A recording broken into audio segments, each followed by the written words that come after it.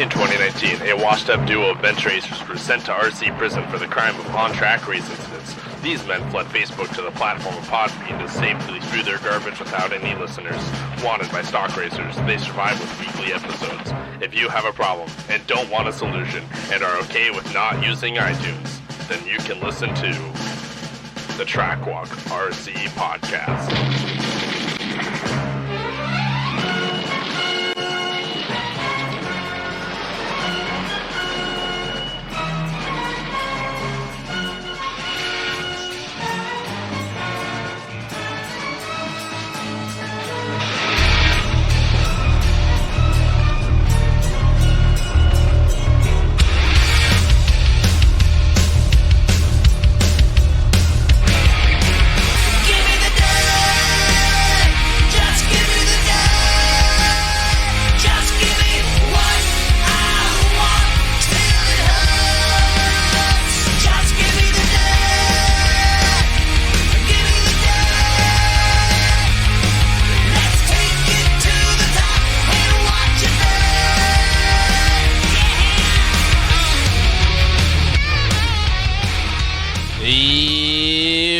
What's up, everybody?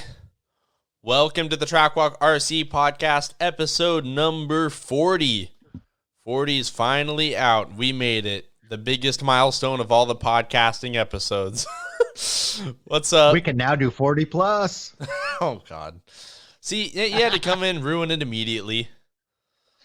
Well, the show's over now, right? Yeah, all right. Thanks, everybody. We'll see you guys next week. It's time for a nap. We're 40 plus. Yeah.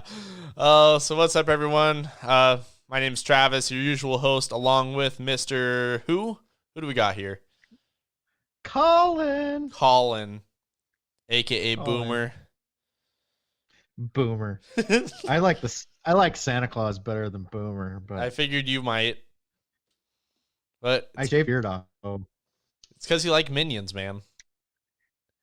It's because of the Minions. Yeah. I like the Minions a lot. They make me laugh. Just thinking about them makes me laugh. Oh, I didn't put banana on my soundboard. Oh, I was thinking about that earlier today. I was actually compiling a list of all the things I need to put on this thing, and that was one of them because I knew you'd appreciate that. Banana. Oh my God, you'd have me pee in my pants every single time you hit that button. Oh, probably for the best I didn't do it then, right? That's right. Yeah. Yeah, we don't need the old guy peeing his pants. Nope. So, this is a very thriving time for RC, right? There's a lot happening right now, isn't there? So much. Depends how you look at it. Not much at the track, right? Not kind of a lot online, I guess. Everyone's bench racing, so that's pretty cool, I guess. Including us. We're sitting here bench racing. That's all we got right now. Yeah. Unless you're building a mega, because you can run them anywhere. Oh, you and your mega trucks. We had someone ask about the mega trucks tonight. You're gonna get all detailed in your layout for that thing tonight. Oh, I've been working on it. Oh, shoot. That didn't work out. My bad.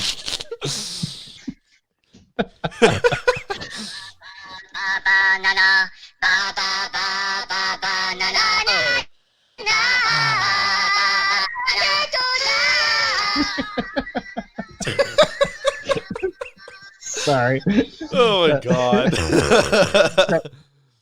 That wasn't exactly what I had anticipated, but I really hate funny, how clear that came through. Did it really? Yeah, that was pretty good, actually. Yeah, this new mic, man. I know. It's not a new mic. It's your old mic. It's a hand-me-down. Yeah, it's my old mic. But hey, it works. It seems to be working quite well. I like it. You sound good. You sound really good.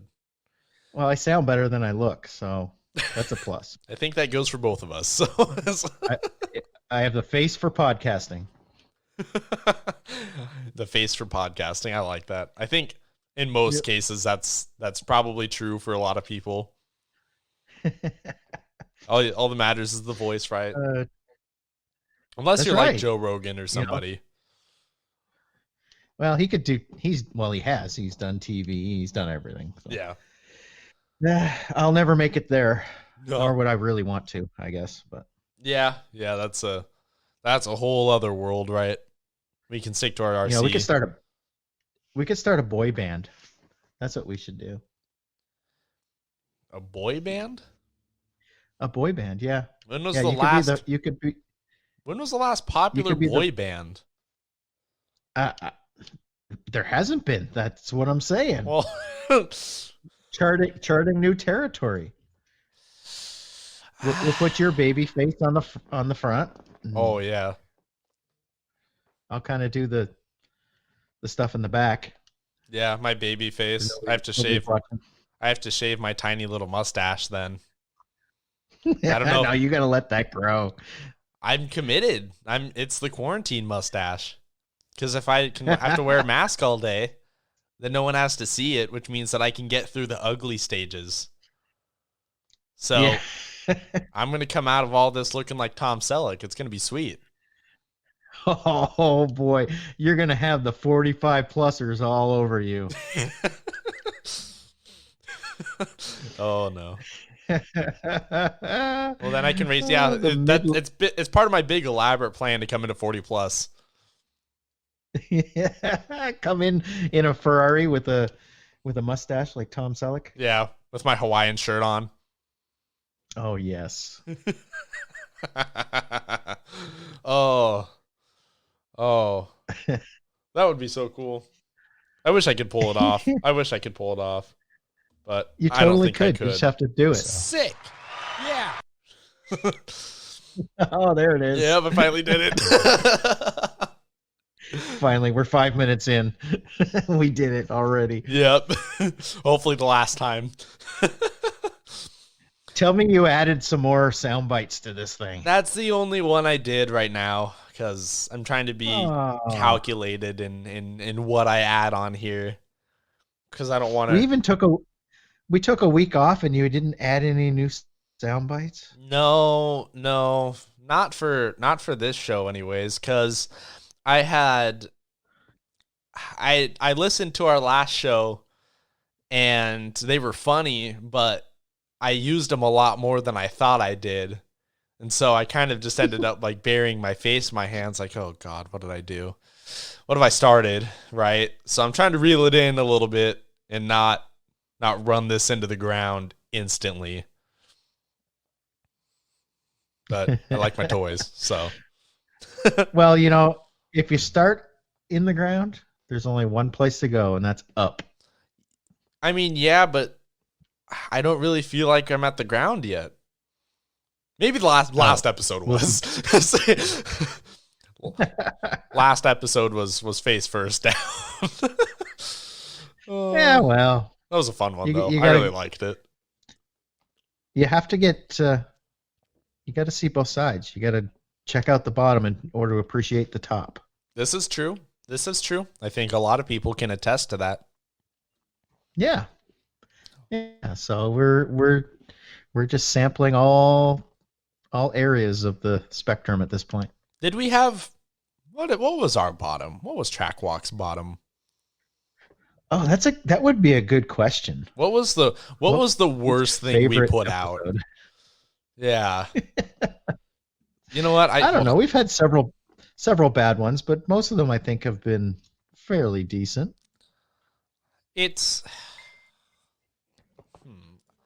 I'm curious now. What have we done? I need to look at our episode listing real quick because now I'm curious. I want to know if there's one that like stands out to me that was bad. That I at least like, and that doesn't mean that like we had a bad guest or something. Like sometimes we just put together a bad episode. It just happens. I think that everyone kind of goes through that. Yeah. Well. Oh God. That episode 7. The one we did 7. Yeah, the one we did during the Hank Perry weekend. You remember that? Yeah, that was a little bit of mash. That one sucked. Yeah. We tried to do some remote stuff and that was pretty bad. But... like every technical difficulty under the sun. I like, and in Chad's Yeah. part of the interview, I like dropped off for like the last 20 minutes, and I tried to save it, and I couldn't. Oh yeah, I think that might go down as my least favorite ever. If I could delete that episode without messing up the chronological order to all of it, I would. But you know what? That's okay. That's okay. It happens. We're learning. That's true. I'm pretty happy with how it sounds. This isn't easy now. to do. 40 episodes in, and now it's starting to sound really good. I think what I've learned is like I'm overly critical of the audio quality for the show, I think. Because I listen to a lot of other... I know I am. Like, I listen to a lot of other shows, and they really don't sound, at least in a lot of cases, they really don't sound any worse than we do on average. And so I think now that, I made the investments into the equipment that I finally wanted to make, and we worked some things out as far as... just equipment everywhere. I think that it sounds a lot better to me now. And it kind of makes me feel better when I go to listen to some of the others, because now I'm like, oh, okay, like I feel like we're finally on par with the quality of the, I guess, quote unquote, big RC podcasts. Aside from our internet connection. I don't know what the biggest problem. I don't know what's going on. Well, and you know what makes me wonder how much of it was I mean, we've tried, the last episode we did over Messenger, I think. And I think so. That was pretty good. No, we did that one on Skype also. I don't know. It's been hit. Skype? Yeah, it was. We've been like kind of hit and miss between using Messenger and using Skype.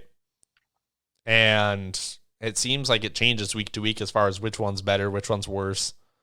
So what I was kind of thinking would be cool, because I was telling you actually before we started recording, I was thinking about moving over to Discord. I want to try it. The cool thing about that app is that not only have we been using it for the VRC thing that Dougie put together, but which has been really cool. But also that would give an opportunity for us to let patrons listen to the episodes being recorded live.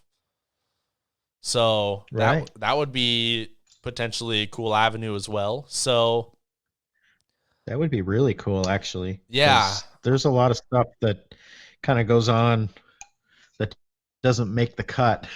Yeah, and I've been trying to do more and more of the like the pre-roll recordings.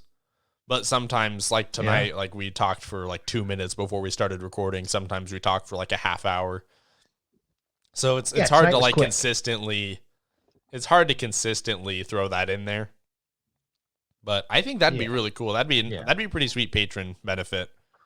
But yeah, so no, I'm pretty happy with how everything's sounding. So, and I think that as time goes on, it's just going to sound better. So, yeah. So real quick, because I always like doing this stuff at the beginning of the show or the end. I don't like doing it throughout because I don't like ads.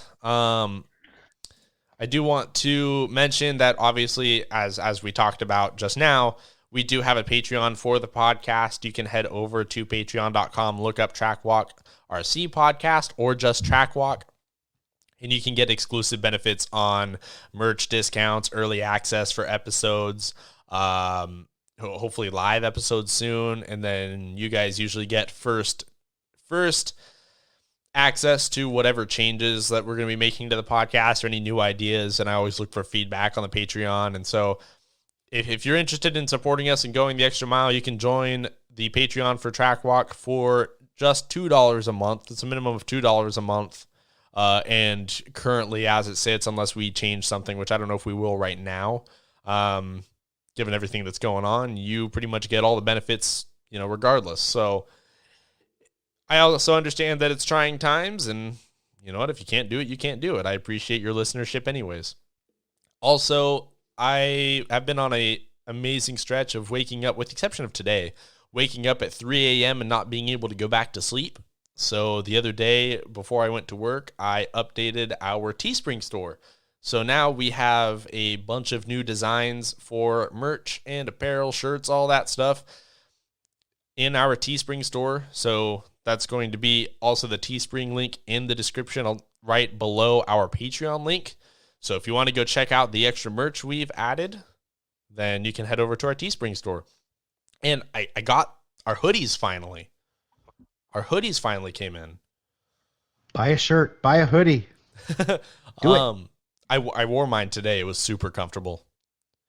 It actually, despite what they told me and what the listing says when I ordered them, it is the same gray that we got for our first run of shirts.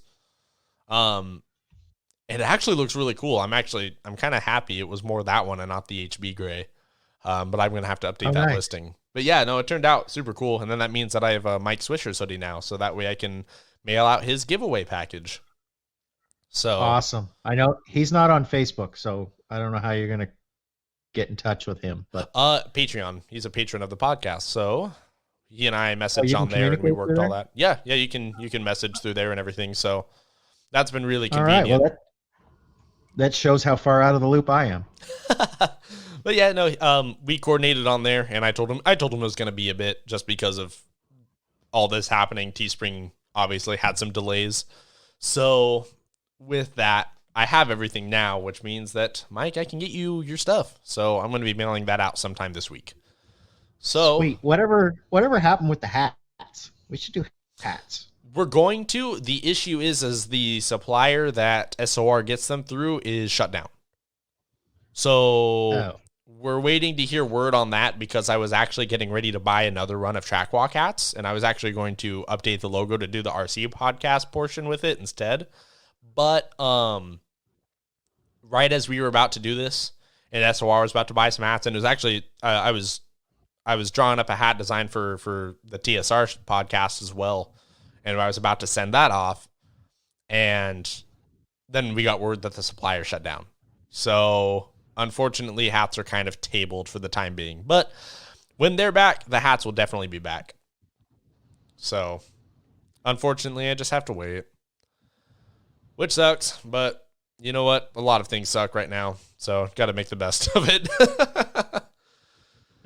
Do what you can do. Also, too, he doesn't know I'm doing it, but I'm sure he'll appreciate it. But I wanted to throw a quick plug out there to Chuck Harris. He's a big supporter of the podcast. He has a Kickstarter project in the works called SuperCalla.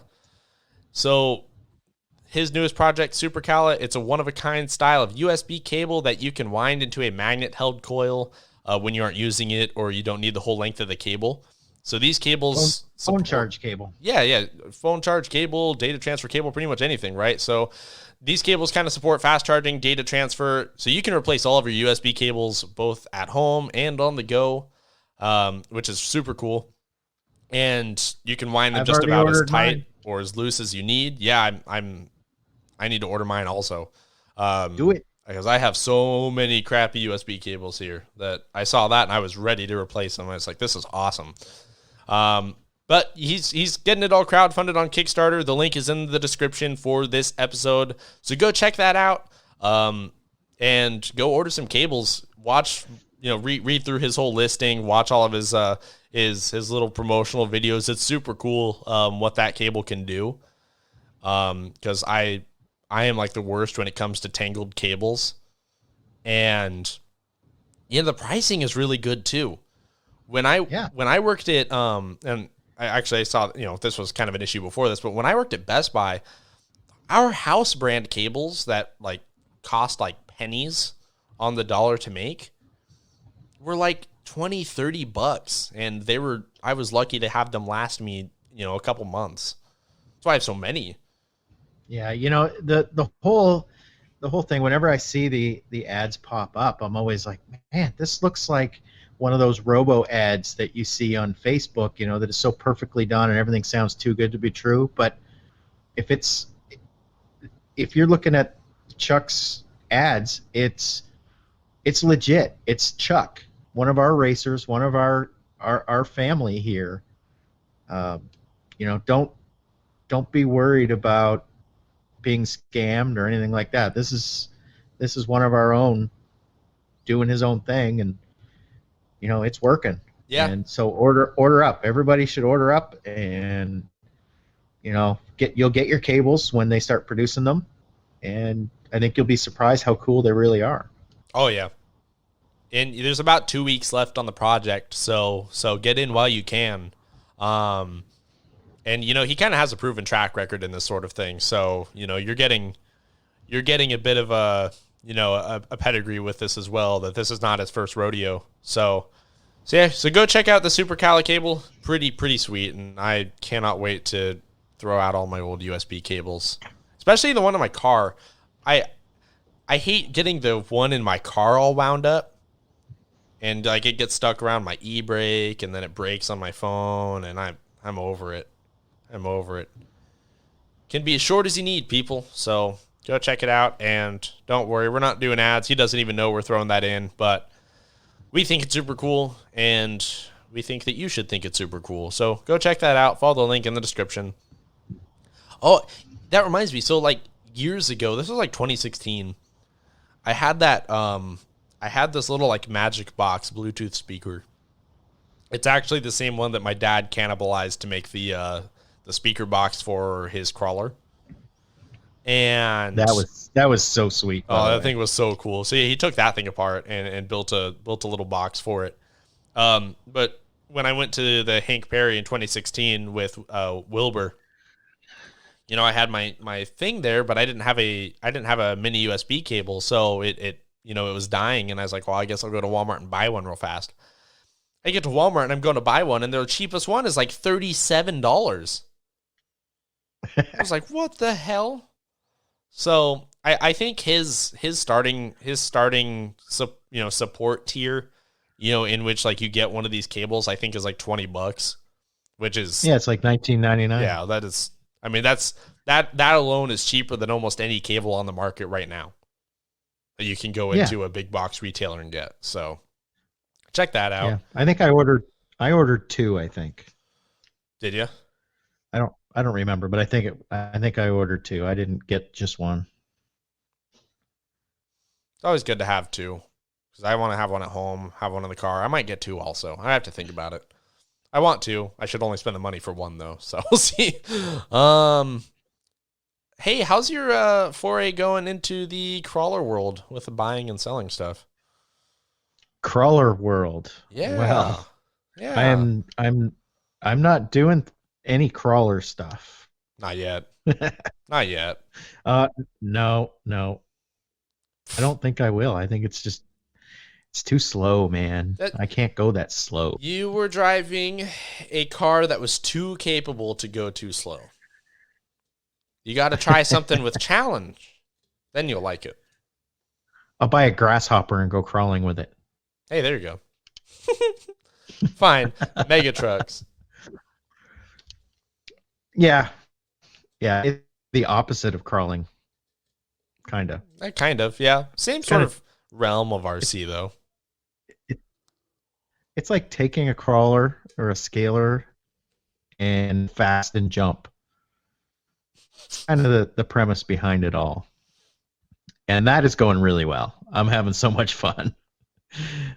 This thing it's kind of a challenge because they're not really intended to go this fast or jump. Yeah. And making it work, it has been a lot of fun, and I've been playing with it and playing with shocks and suspension and shock angles and all that kind of stuff. I'm making headway with it. Yeah. And I'm running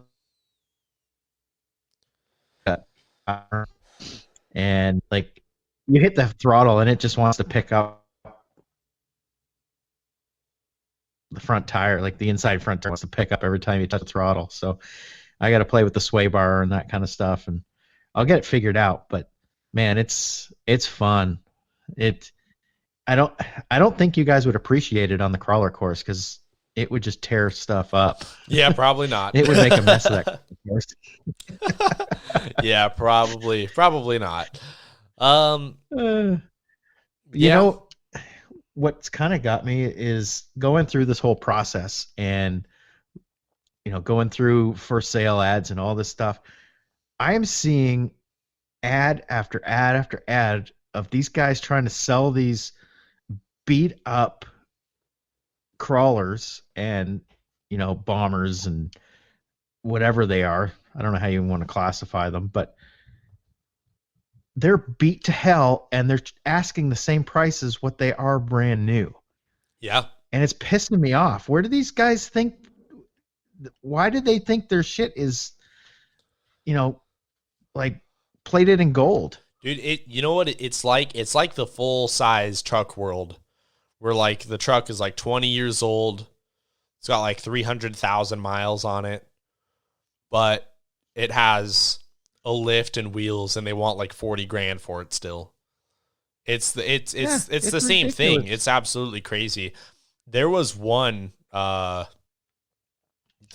should look up the Vanquish Ripper sometime whenever you're window shopping, and people who have those or try and make like rip-offs of those try and sell them for like thousands of dollars, and they're just, it's horrible, and it's absolutely crazy. Like, people don't understand in that world resale value in the slightest bit. Like, this has been an issue for a long time since I've been in it, since my dad's been in it. It's been crazy. Like, people don't get it. The first time you drive that car, one battery pack, you're down to 75% of the initial cost of the vehicle. And if you continue to thrash on that and beat on it, you're 50% or less of what that vehicle cost if it's beat up. I know what I have, bro. Well, I put hundreds of dollars into it. That doesn't mean that that's what it's worth. That's right. Like, it's not a direct translation.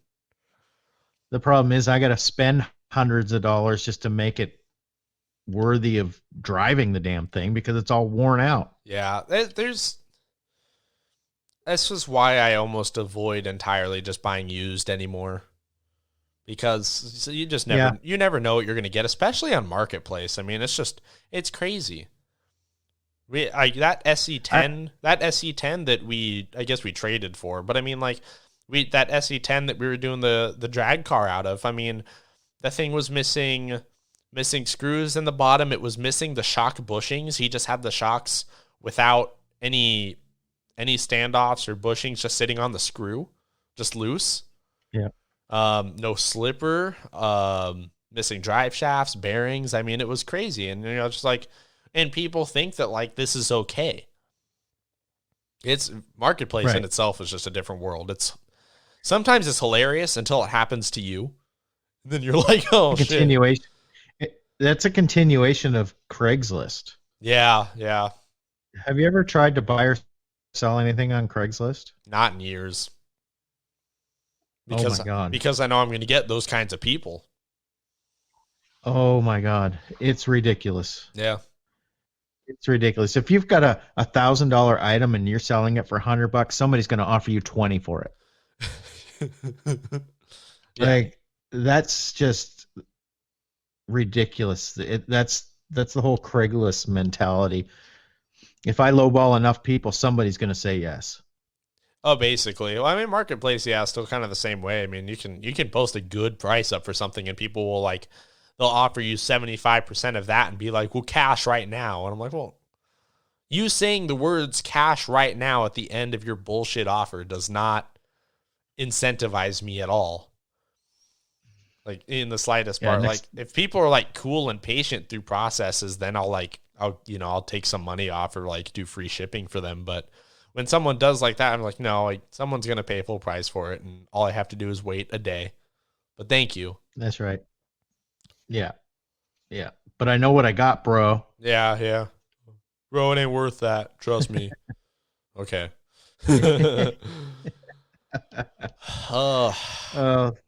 That's my frustration lately. Well, welcome. But I got mine. I got a good deal on mine. So. Well, welcome to yeah, you did. You got a smoking deal on yours. Welcome to that world of RC, I guess. It's great to have you here. It's completely different from the race side of things. Oh, like, yeah. Every single thing about it's completely different. Yep. 100%. It's refreshing. I can charge my battery and go out behind my house and play For hours. Yeah. For hours. That's like the cool part. You can go get 4 hours of crawling somewhere on the one battery pack. Well, I don't think I could get 4 hours on my battery pack, but Well, not yours. not with what I'm doing. Yep. Mine's fast, dude. I know. The thing's a handful. It's not designed to go that fast. You should have seen those things run at J&S back in the day. All those cars. It was absolutely wild watching them just survive the track at J&S and the rocks that we put there. I mean, it was not easy, especially for those cars. It really was like a testament to like, it was a spectacle just watching the cars go around. The race didn't even have to be that good because like you almost just wondered like what they were going to do next. It's not like they just had minds of their own and they weren't built for that kind of punishment. No way. And they haven't really evolved any. I'm surprised with the amount of abuse that I've given this thing. I thought for sure I was going to break something several times, and nothing's broken. It's been pretty solid. The Bomber itself is pretty stout. Very rarely did we like see failures with that thing. Honestly, I think that thing is probably like the it's really underrated. It kind of fell off the map a lot sooner than I feel like it should have, but I mean that's what happens when you release replicas of 1-to-1s, I guess. No one else is going to make something like that, so the interest dies. That's kind of why I wanted it, was because it's almost perfect for what we're doing with the mega trucks. Yeah.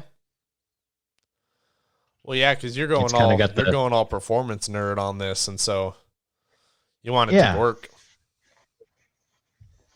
Yeah, it's probably the most performance-oriented front and rear solid axle vehicle out there. That's probably, at least for anything speed related. Yeah, I would say that's true. Yeah, and the front end's basically a Wraith, and the rear end a Yeti. Yeah. So parts are still easy to get. Are they? I'm surprised. Yeah. Oh yeah. I didn't know that. There's the market for parts for this kind of stuff is just ridiculous. Well, that is true. They stick around for a long, long time. I mean, the first gen like SCX10 came out in like 2010 or something like that, and you can still get parts easily for them. Yeah. So, yeah, it's weird, like, and everything's somewhat interchangeable. Yeah. So if you want to alter your wheelbase or change the link positions or something, there's always some part from a different vehicle that kind of fits it, and you can make it work. It's really interesting to see how this all works together with the different axles and shocks and all that kind of stuff. So it's really kind of fun. Well, that's what's made a lot of the builds that we've done for SOR over the years so much fun, because we've had to take like bits and pieces from different things, especially if we're trying to make something like a replica of something, because we would always do like partnerships with people that like actual desert racers or people who did King of the Hammers and stuff like that, and so we'd make replicas of their vehicle, and so we'd always kind of have to think outside the box a little bit as far as like what can we pull from what model to make something like that work. And that's been kind of the fun of just that industry in general, is that it's kind of like a whatever your heart desires sort of thing. You can make just about anything you want, like you're doing with the mega trucks, right? So it's kind of cool to, I think, and that's why we're seeing such a boom in it right now, because now people are just stuck at home with something like that on their bench, and they're just going hog wild, with trying to make it as cool as they possibly can, or make it like their dream vehicle, or whatever they're doing. Yeah. I mean, it's fun to tinker with, and they drive well, but you can also add the scale side to it as well. Yep. So you've got both sides of it. You can race it, you can bash with it, you can make it super scale, it kind of combines all of this stuff all into one, where it's very interesting, and it's fun. Where and you can it's something like with our situation with the coronavirus, we can go out and do it on your own. You don't need to have 100 people at a racetrack Yeah. to have a race. You can go run it anywhere, or you could run it with one other person, running back and forth, and first one to the top of the hill or whatever. It's something that is it's gonna become more popular now that we're doing this social distancing thing. Somewhere on Axial's Facebook page is a picture. This is years ago when we still had the Yeti. Oh, maybe we still have it. I don't know. Anyways, somewhere on their Facebook page years ago, there's a video of us that they posted of us at Deception Pass State Park or somewhere around there, backflipping the Yeti off of trees. It was just, oh yeah, just having a blast, just going out, having fun, jumping roots, into the ground and stuff like that. It was cool. Like you can do just about anything with them. It kind of brings out the basher side a little bit, and look, like, you've kind of always been like a racing purist. So I figure this is, if you're hearing Colin make this transition, I think that a lot of you guys should give it a chance if you haven't yet. You might like it, and it doesn't have to be crawling, or it doesn't have to be mega trucks. I mean, there's so many different ways you can take it. Really, it's pretty cool. I mean, we can't. That's all I want. We can't go to the track. We can't go to the track right now. We can't gather and have full on nitro races or even electric races. We can't do that right now. So this is a great way to enjoy the hobby while social distancing. Yeah.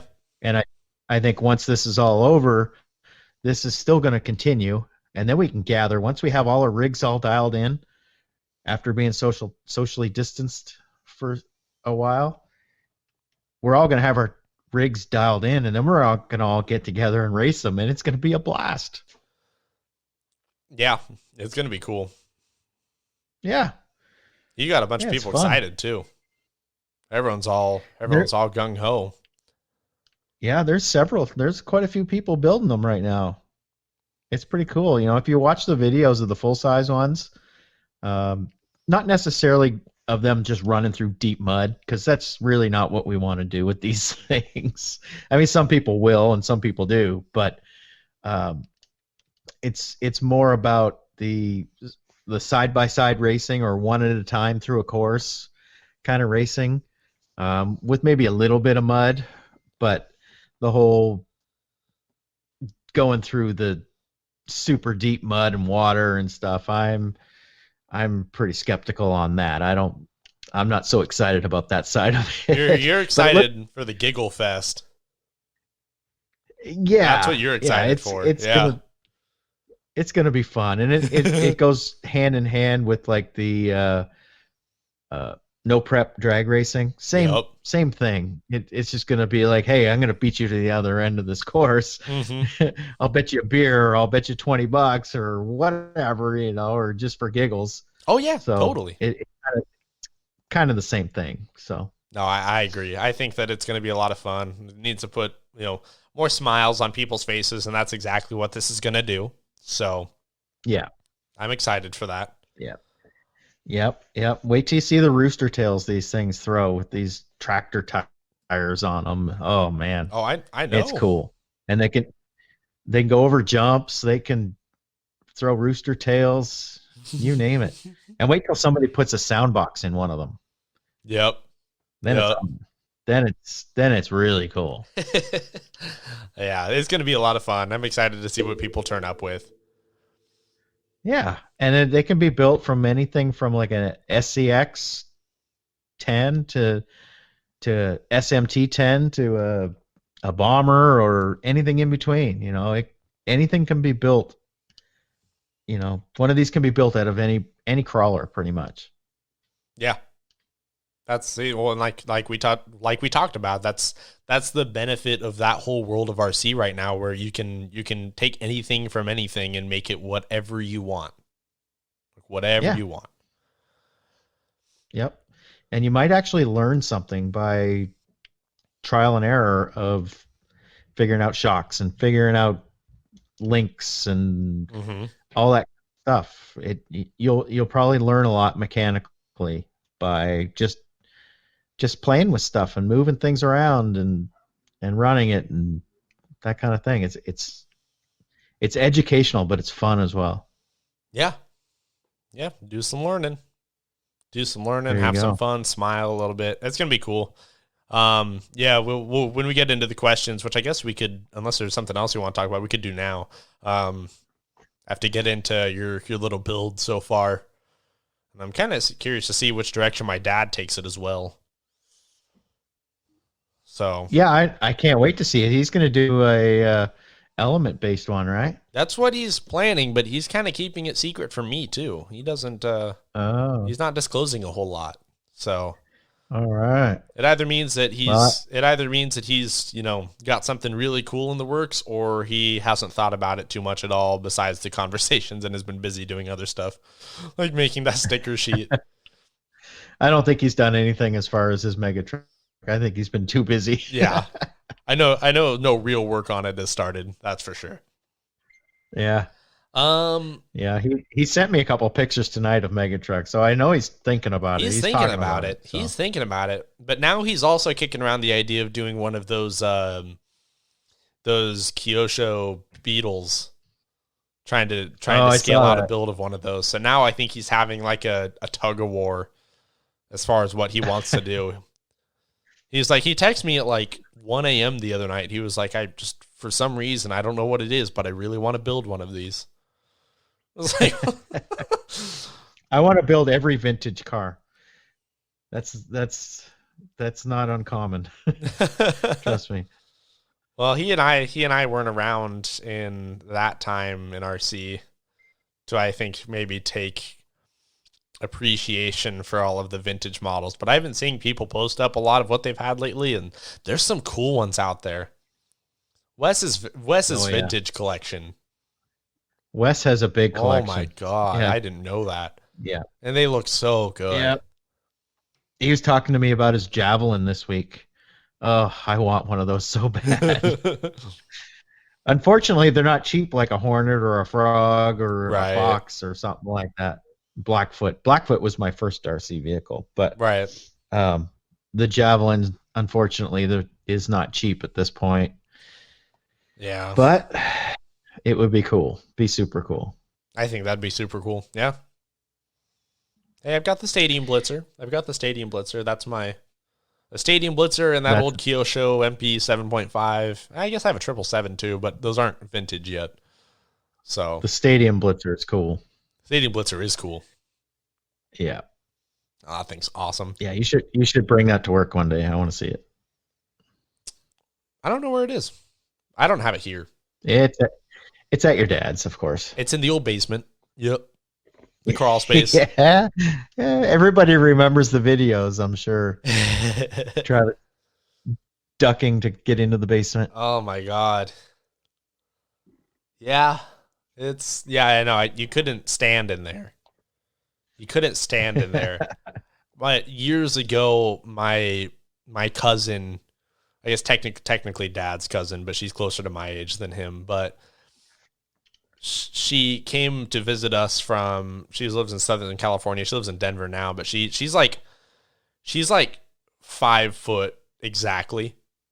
And so like when she came to visit us and she went into that crawl space, it was like perfect height for her. And it was like the only time I had actually been like jealous that I wasn't shorter, because I was like, you know how much better my back would feel all the time if I didn't have to sit there hunched over like Quasimodo all the time. Right. Yeah, I don't miss working down there, I'll be honest with you. But yeah, if any of you guys have known me longer than the past 2 years, yeah, you all remember the crawl space. The videos from the crawl space. It's I used to You used to work on everything down there with like one little light. Yeah, I don't know how I did it. It was a grind, though. You did what you had to do. You were more famous then than you are now. That's probably true. Well, I don't know. I don't know. Famous is a word. Yeah, well. That's one way to put it. I don't know if that's true. I think I'm just around. But yeah, so is there anything else you want to talk about before we got into questions? Because we actually had a lot tonight, finally. Yeah, I'm surprised by how many questions we have. I was reading them all day, and I waited till today deliberately to post it because I've been noticing that if some people have been posting them same day for their shows, and they seem to get more engagement than ahead of time. So I posted them today, and that it worked out. It worked out well. I was worried when you posted it this morning. I was like, "Oh crap, we're not going to have any questions tonight." No, I think it was a good move. So we'll see. We'll have to see. We have some good ones too. It's not just crap questions. It's good questions. A lot of variety in these. So I've got them all. I've got them all in my notes here. So yeah, I'm stoked. Let's do this. Cool. Let's get into it. So first question from Keith Hadley: if you break or DNF in any fashion, are you still obligated to marshal after that run? The amount of people who don't know this is staggering to me. Right. I guess it's one of those things that it's maybe been unless I'm on the microphone, it's been an unspoken rule amongst the RC community. So maybe people who have not been in, I guess I'll give the benefit of the doubt. Maybe people who have not been in it as long as some other people don't know this. But yes, absolutely. You break or DNF in any fashion, or Hal had a response to it that I forgot to put on my notes, or if you had a bad run, there's people who have like bad runs and then they just won't corner. And it's even if you decide not to run that race, you sit out, you still are obligated. If your name is on that sheet showing you in that race, you're obligated to marshal after that race. Yep. Yeah, that is how it works. So if you didn't know that before, you know now. And I usually do a good job of letting you know about it. So, yep. Yeah, absolutely, Keith. Sean Maybell asks, how many RC companies and tracks are likely to not make it through this crisis? I mean, I'd be a fool to give numbers or names out, but I think a lot of tracks are going to struggle. I think a lot of tracks actually will close. Companies, I don't know. It kind of depends. Well, I think a lot of people would be surprised how many of these companies are run out of people's garages and basements. Yeah, some of these companies, at least a lot of the aftermarket companies, not like the big name manufacturers, but like, a company like, SOR, for example, or what you've got going on and Speed Freaks. It's kind of stuff that is kind of, I don't want to say low operating costs, because for SOR, that's not true. But, I mean, some people either have low operating costs, or through a time like this, we're still doing okay. Like, we haven't really slowed down that much. So, if anything, I think we might have actually gotten a little bit busier. So, some companies will do just fine through all of it. Some will have to close. It's obviously it's going to directly correlate to how long all of this goes on. If we go, 6 months to a year into this, I think that we're going to see a huge drop off in tracks. Indoor, I would say more than anything else. But yeah, that's just, unfortunately, I do think it's going to be a lot, Sean, but I wouldn't even know where to start as far as who, where, why, how many. It all depends on how long this goes. Exactly. Really. It is a direct correlation. The longer this goes on, the worse the industry is gonna, the more it's gonna hurt. So we just have to wait and see, sadly, and continue to stare at our shelves with the cars on them until it's time to go. I actually sold one of my cars today. Oh, did you? Yep. Do you want to guess which one? Nitro buggy. Yep. Yep. I'm the pessimistic in this whole situation. I mean, and on one hand, it's you can be pessimistic, but at the same time, one, you can buy it again later. But Well, that's the thing. yeah, That's I mean, the you can thing. just buy them again later. If things go way better than I anticipate them going, as far as this whole virus thing's concerned, I'll just buy a new one. Yeah, yeah. So it just made sense to clear the shelf off a little bit and pay some bills while I can, and we can race anytime. We'll be racing again eventually. So yeah, totally, it'll happen. Don't worry. Yep. Kane Smith asks, this has probably been brought up in prior discussions, so if you can, if so, you can ignore. Given all the pros experience involved with this podcast, oh, easy there. I don't know about that. Pros and podcast. What? How many dirt tracks in the U.S. are converting over to carpet or Astro versus just additional tracks being opened in certain areas? I know dirt/clay still reigns supreme for the most part, but I've literally bought cars from people across the country where their local outdoor dirt track has closed due to a lack of good racing program and weather. How easy is it to predict that and have a hobby shop or track open an indoor facility? Okay, so... Well, indoor tracks struggle at the best of times. Yeah. They make it happen, but just barely for the most part at the best of times. So when things are shut down like this and nobody's going, there's very few that will be able to survive this. Yeah. I think that's pretty cut and dried. It was already hard for a lot of these tracks to exist. And, you mentioned, people who have local outdoor dirt tracks that are closing, due to racing program and weather. I mean, that's there's not a whole lot you can do about that. So you're kind of just stuck with whatever you get.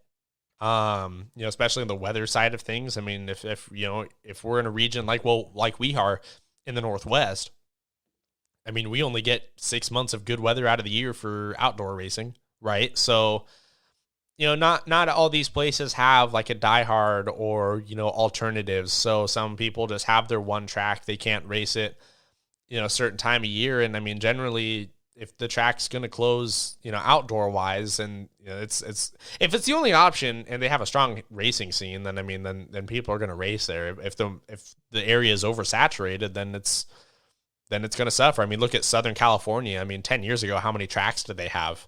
They still have a lot of outdoor, like 8-scale tracks, but indoor tracks, I mean, oh my God, how many were there a decade ago? Indoor clay. I mean, we had so many. In SoCal? And just California in general, yeah. A Oh. lot closed in this last 10 years. I mean. But there's been several that have opened as well. So which ones? I don't know. Coyotes opened. How? That's fairly new. Is it? Yeah. Okay, so Coyote opened. I know the track in Santa Clarita, SVCRC, CCVRCC, whatever that name is. They converted from clay to carpet, which I think is the biggest. I think that's the most popular transition we're seeing across the country is people going away from clay to carpet. There's another one out in Palm Springs that is a carpet off-road indoor, I believe. I don't remember the name of it. I know which one you're talking about. Yeah, I forget the name. I don't know. I don't live in California, so I don't frequent the tracks down there very often. But I think that it's just coming down to carpet is going to be taking over. Astro, stuff like that. Dirt tracks are just not. They're not that sustainable of a business model. It's really hard to do well over a long period of time. I mean, a lot of these tracks are just lucky to break even. So yeah, outdoor tracks. I mean, like, I kind of feel like if an outdoor track, like if someone somewhere had a schedule, like if it's going to close, I feel like it's just kind of destined to close. Luckily, Skagit is on city land. So, yeah. So like we're lucky in that aspect. JNS is a privately owned track with a supporting hobby shop. I mean, not that they rake it in, but it's those are good combos to have. I mean, we have a healthy RC scene here. We've always had that core RC scene, so it's like not a lot of other places in the country have that, and it's some people just don't do well with it. Some people just can't get the number turnout. Some people could have the money to put a track on, but if they don't get the entries, then what are they supposed to do? So it's hard. I think it's something that is completely dependent on the geographical constraints. I mean, I think over time though we are going to start seeing more carpet and Astro. There might be more dirt and clay now. It seems to still be more popular in the Roar circuit, but that's a whole other soapbox I could get on. I think that's going to change, though. I don't understand the complete disconnect between Roar and the real world. Well, add it. Yeah, I mean, add that to the list of so many things. Like people seem to love clay a lot. The people that race on it love it, but it is so hard for a business owner to have a clay track or a dirt track indoors. Yeah. It is so hard and so expensive to do, and to find a landlord that's going to let you do that inside their building. The writing's on the wall. It's going to gradually fade away. Whereas, you talk to your landlord and, you want to bring some carpet in and run RC cars on the carpet? Psh, go ahead. Yeah. And track changes are cheap and this kind of thing. It's business-wise, it makes far more sense to do carpet. But clay has a huge following, and at this point, it's still king. It's still number one as far as the country as a whole. But that is gradually changing. It's changing. Eventually, carpet will be the majority. I don't think clay tracks will ever go away. I don't think they'll ever disappear, but they will be the minority at some point. It's too hard to sustain. And I think if tracks are going to go under in all this, it's going to be clay tracks. I really do believe that. I mean, what are they supposed to do? It's already hard enough to get money. Some people, some places have really devout followings, like Intermountain, like OCRC. TRCR has TRCR, great. Yeah, TRCR, perfect example of this. I mean, very, very strong crowd of racers down there. Yeah. And these places are kind of few and far between as far as the ones that are really successful, right? If you're not that style of track and you need to make some kind of change in regarding to weather or something like that, I mean, not every track can be Thornhill and just build a roof. So, it's just every situation's a little unique. And just real quick, like on the Roar topic, people, the thing that I always hear, like the rebuttal I always had is like, well, you know what, if it's, why don't, I don't see you doing anything about it. I don't see you standing up with your own governing body or, becoming a Roar official or anything like that. And like, honestly, like I would do all of those things. I really would. The only reason I don't is because it's not really worth my time right now because I've got way too many other things going on. But I've thought about it. I was like, why not just start something else? I mean, honestly, right. Especially in time like this, I mean, who knows what happens?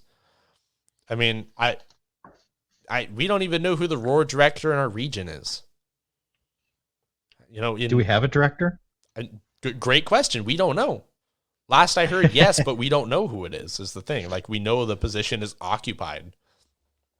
That's my point. Well, we had a Roar 8 scale regional here last year, but I still don't know who the official was. So whoever was involved in planning that, get a hold of me because I have some questions for you. But hopefully that answers your question, Kane. Derek Farmer asks, let's say you've got your car feeling good during practice and first qualifier, and during second qual, traction is coming up and your car traction rolls a couple of times, mainly high bite surfaces like carpet. What is your go-to setup change to fix it for the main? Tires, roll center change, etc. Why don't you go first? I've started the last couple. Well, for me, I guess I'm the oddball where I don't chase setups. I know what works during the mains, and I just deal with it. I don't really change my setup much. I know what's going to happen in the main, and I leave my setup kind of like that. And if grip's a little lower during the quals, I just deal with it and make the best of it, knowing that when mains come around, I'm going to be in a good spot. But I see a lot of people chasing setups all day long at every single race, and I don't understand that part of it. But I think for me, if I was going to change setups, I would probably, when grip is low, go to a shorter link, front and rear, kind of move it in on the hub, front and rear, one hole, and adjust your camber back to where it needs to be. And then when grip comes up, move the link longer. That would probably be the only thing that I would change. It's not worth chasing it. Yeah. On occasion, I mess with inboard roll center. Sometimes I'll change. It depends on where the car is feeling the sketchiness, I guess. So if I'm getting more like instability, like traction wise, if it's starting to get edgy in places where like I'm applying throttle versus like if I'm getting off the throttle and applying brakes or something like that, that kind of changes it. So for me, like if it's an issue where I'm getting on the throttle or I'm trying to carry speed and it's happening, then I'll make anti-squat changes. I'll usually try and take some anti-squat out. Roll center is kind of a bit of a balance because especially in like two-wheel drive cars, you want the tire. It's the two-wheel drive buggies, at least. You want the tires to do a lot of the work. Whereas like in four-wheel drive cars, you're trying to tune it all into like the suspension, right? So for me, it's just kind of changing roll, changing stiffness. It's always about a game of just taking away or adding grip in certain places. So yeah, I make, maybe if I am going to make a roll center change, like if it's too much, I will move it like 1 mil or a half mil at the most. 1 mil is even kind of a big change. And I'll get, a little bit of a lower roll center that way. That's usually what I do. It's not a lot. Most of the time, if I'm having that, it's tire related. So I'll look at, maybe a different tire package or something like that. That's the other thing, I'll put a fresh set on in the morning when grip is low, and then as grip comes up, my tires are wearing. Yeah. And by means, it all balances out. So I don't chase it, and I'm probably going to get some hate mail over it, but I don't take it seriously enough to chase it after every run. Yeah, I think in most cases, it can be solved with tires, checking your camber, maybe making like a subtle, like a 1 mil ride height change. I look at stuff like that kind of first. If I have to make some kind of setup change, if I don't mess with the roll center, then I'll make like a 2.5 weight lighter shock coil change, maybe, or a different spring, like a lighter spring or something like that. Because again, I want the tires to do a lot of the work. So if I have to put more suspension roll into it to counteract to it, that sometimes works for me. But most of the time it can just be solved with like a subtle camber change. So that's what I would recommend, at least generally. But most of the time, the car doesn't feel too different for me. Because I usually put new tires on. If I do put new tires on, it's going to be for the second qual. And then I know that if the car feels edgy in the first run, it's going to feel less edgy in the second one, even if I don't touch anything. So it kind of fixes itself a lot of the time. Yeah. Normally, the known setup is going to work in the mains because that's kind of where you left the car the last time. So yeah, don't stray too far from that, knowing that grip is going to change. It was kind of like at the Hobby Expo race where the new carpet and everything, the grip was really low and initially, and I saw so many people chasing setup, and I was telling myself, nope, not going to do it. I know what grip's going to do. By the time the mains come around, it'll be pretty decent. And I didn't change anything, and my car was good in the mains. So, and it's the same thing with my nitro car or my 8-scale cars. Same thing. I don't really chase it during the main. My 8-scale car basically stays the same all the time. Yeah. I hardly change anything. I change shock oils due to temperature and diff oils as well due to temperature. But other than that, I don't chase it. I just let whatever happens in the qualifiers happen and know that when the mains come, that I'm going to be in a good spot. And,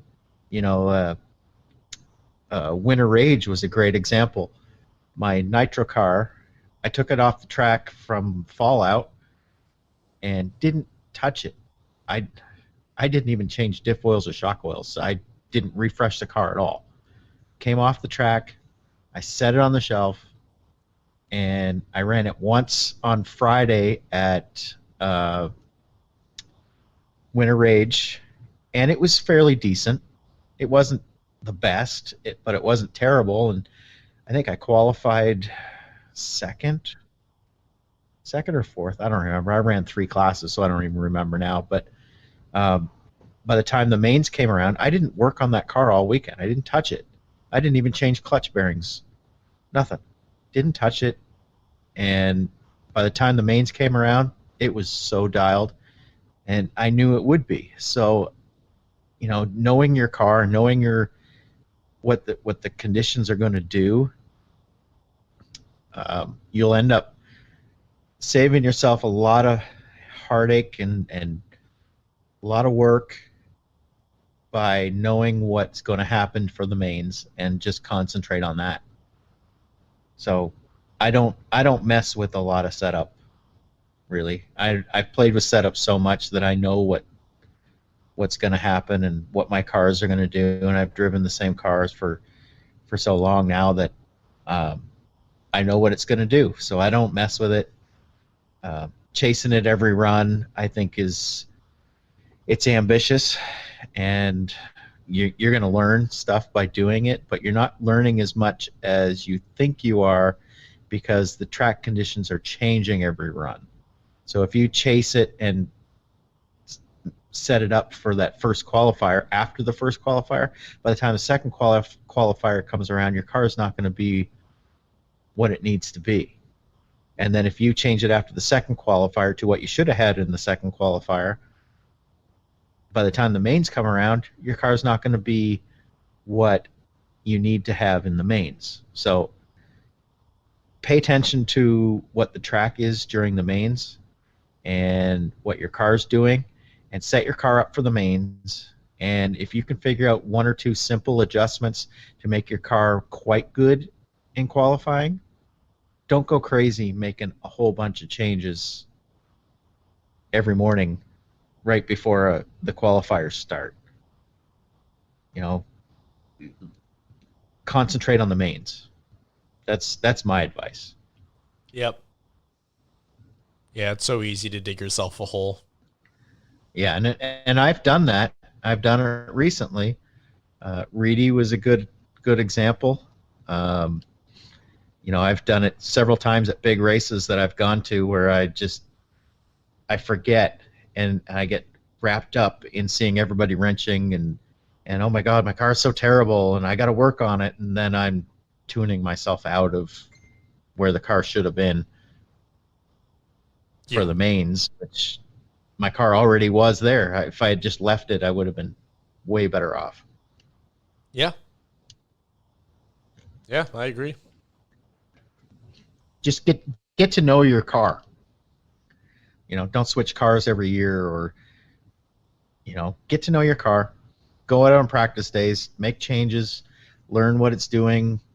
When the track's like this or when the track's like this, and just find a setup that works for you during the mains, and don't stray too far from it, and you'll do just fine.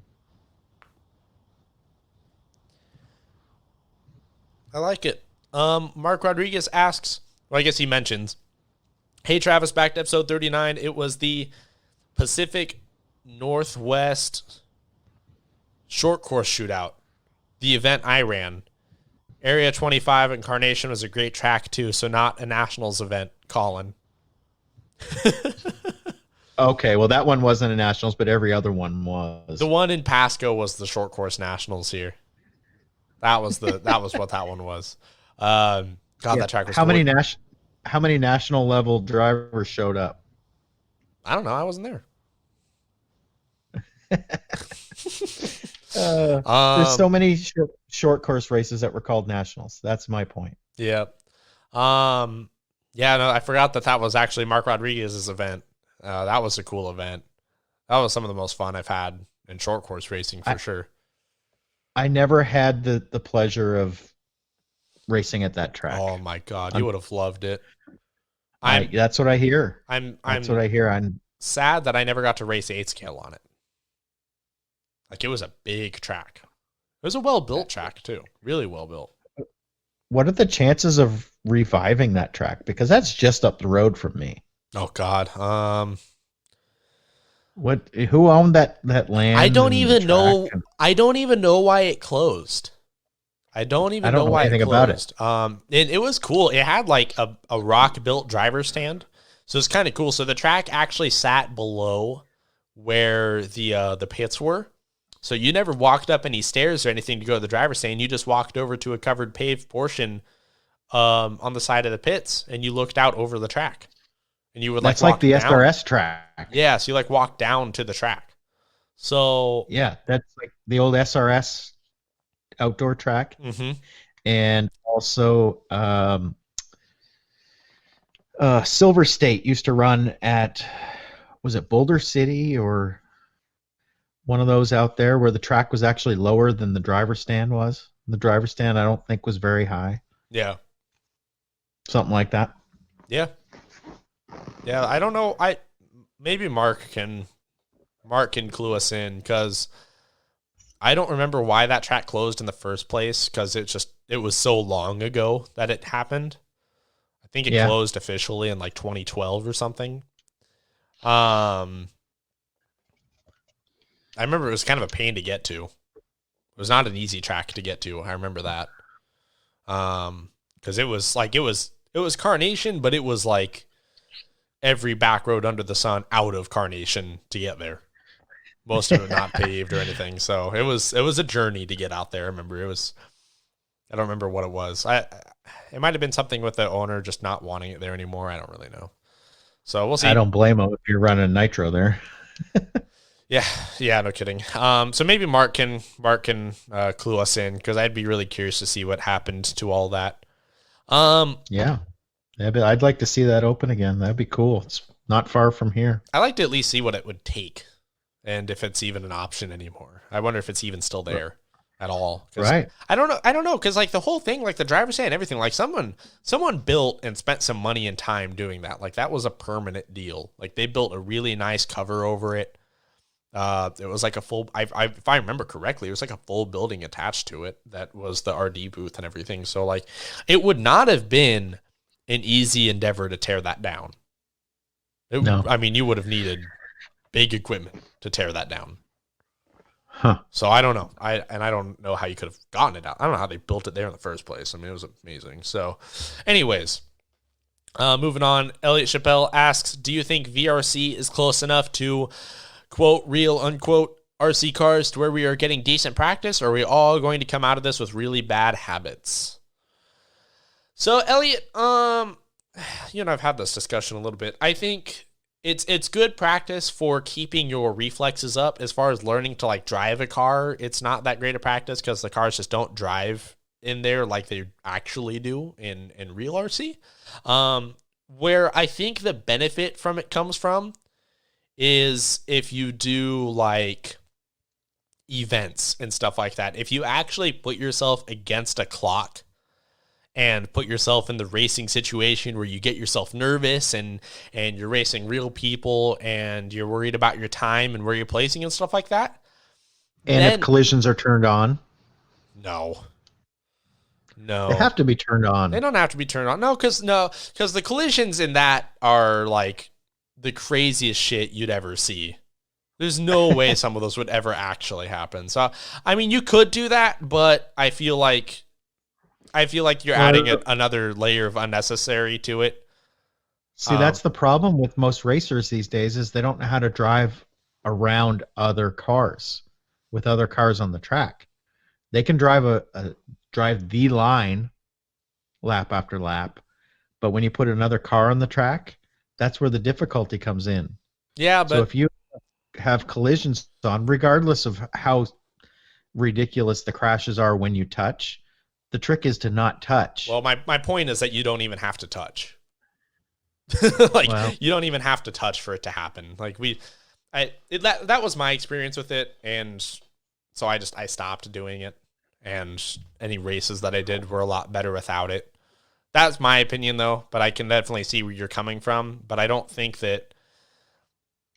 I think because my issue was like it doesn't teach you a whole lot when it just happens and there's something different with the hit boxes and all that. So for me, I didn't find it super helpful. But I can also see where I guess just trying to avoid the situation, it all could be a benefit. But I think that if you can put yourself against the clock, like there's events in VRC and they put you in these classes based off of your skill level, with past results and stuff like that. And you work your way up from the bottom. And there's like always weekly events. And like, look, you should just give them a try because most of the time you get multiple runs. So you can at least gauge yourself early.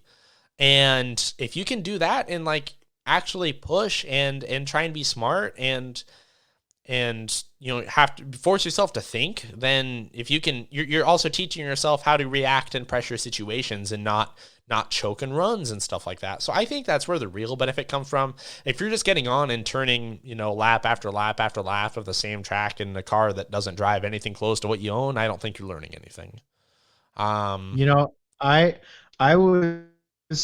just recently got on it. I've run it like 2 or 3 days now. Yeah. I was somewhat surprised as how close it is to being the real thing. It's a lot closer to the real thing than I thought it would be. Yeah. So I think there's benefit to it, for sure. Hand-eye coordination, that sort of thing. Yeah, I think it's got it. For feeling connected to the car, I think is what it's the best benefit for. Like it's great for getting wheel time because you can get so much of it versus what you can get in an actual track. Yeah, it's got its shortcomings, but it's definitely better than not driving at all. 100%. I mean, if I had a working radio right now, I would be on it a lot. Just one, because it's fun and it's fun to do it with friends, but also just so that way I have wheel time. Because I have to work. I have to keep that up. So I need the practice I can get. So you don't even own a car at this point. Still have an 8 scale and a crawler. Neither of them run though. Well. Yeah, no, I will at some point though. See, I was a genius selling the stuff that I had when I did.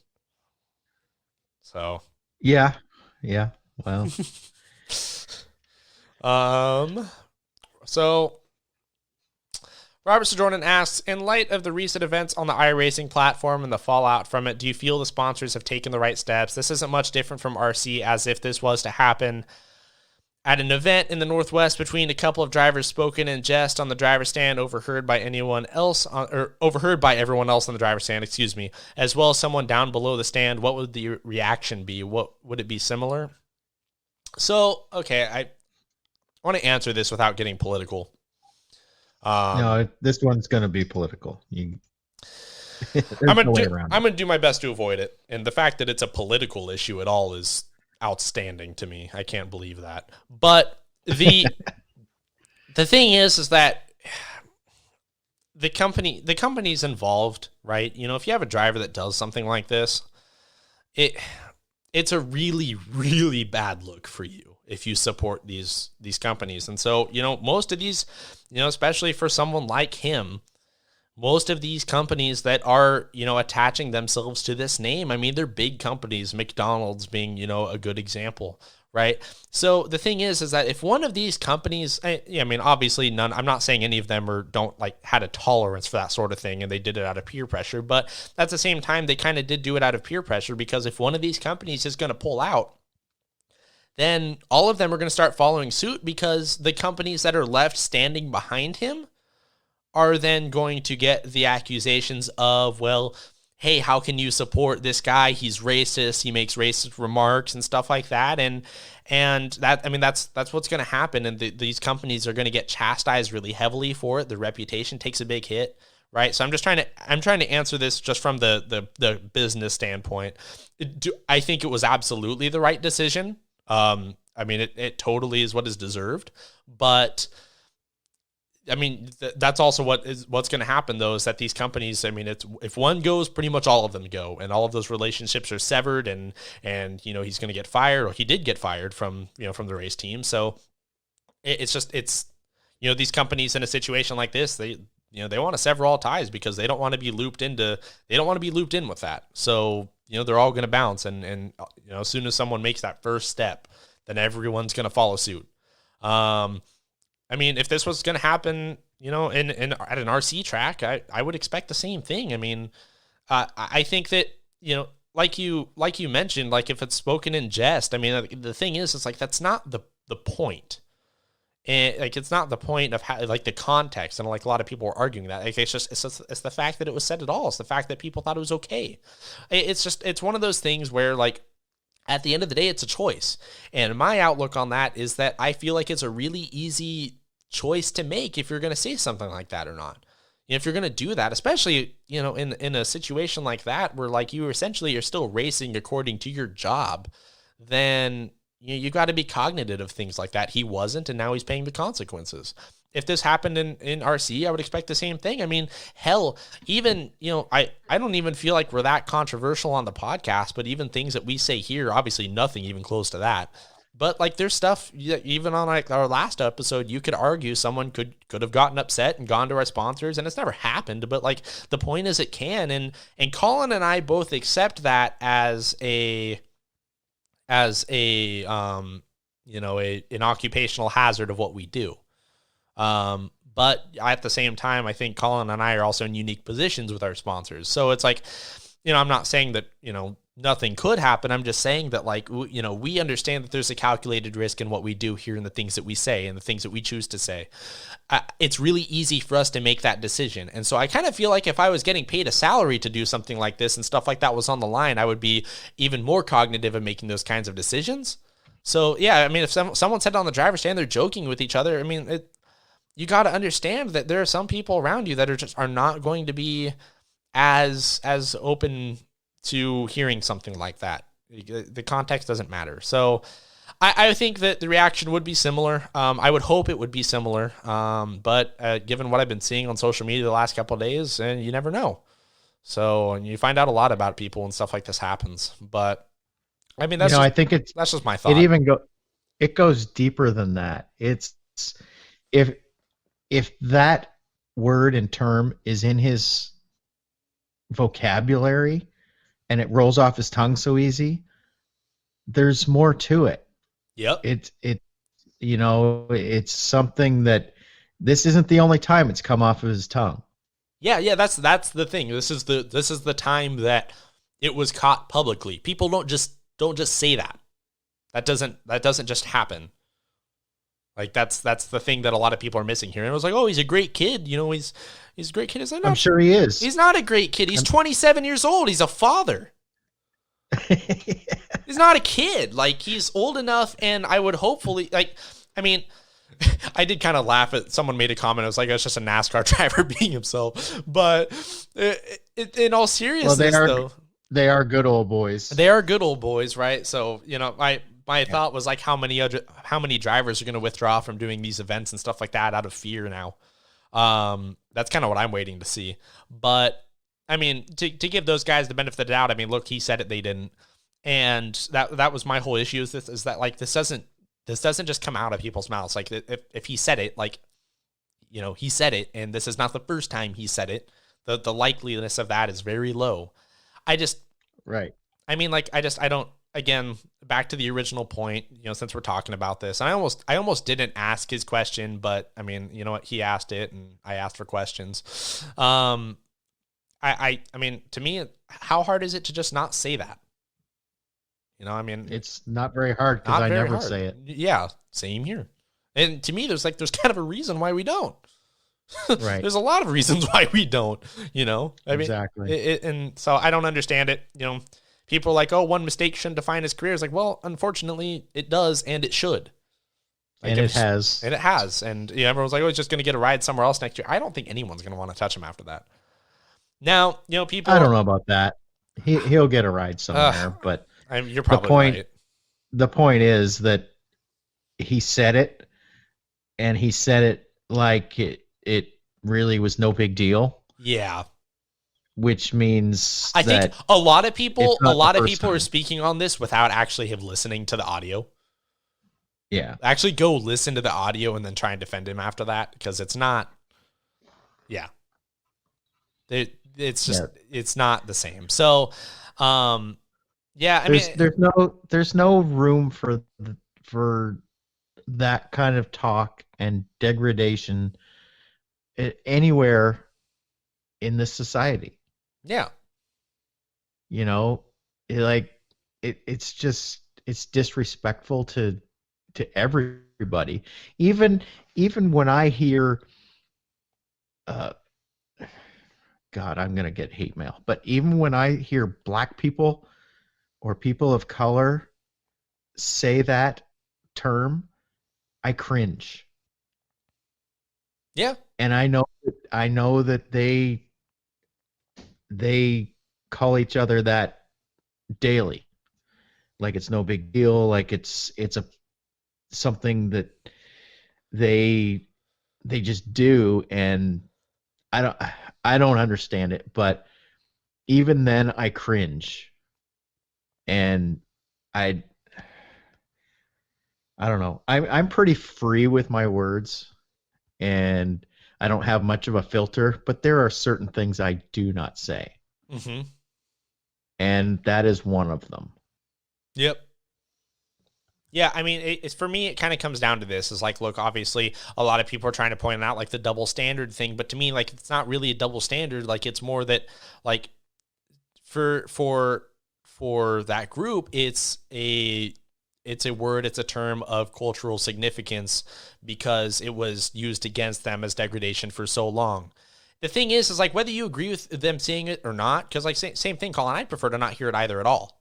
But that being said, it's not my place as a white individual to be telling them what words they shouldn't be saying in turn. Because when people say stuff about like, you know, well, if he says it, then all these other people should start saying it or stop saying it, you know, and which I was like, I guess I kind of agree, but at the same time, it sounds to me like a lot of people are just more, the way that a lot of people go about it, it just sounds like they're just upset that they can't say it and other people can. And so like that, and that's how that argument kind of comes off to me a lot of the times. But yeah, like I agree. I'd prefer not to hear it at all. But at the same time, like the original point being is that like he should not have said it. He had no right to say it, and that he's going to face the consequences. Like freedom of speech does not free you from consequences. It is such a simple thing.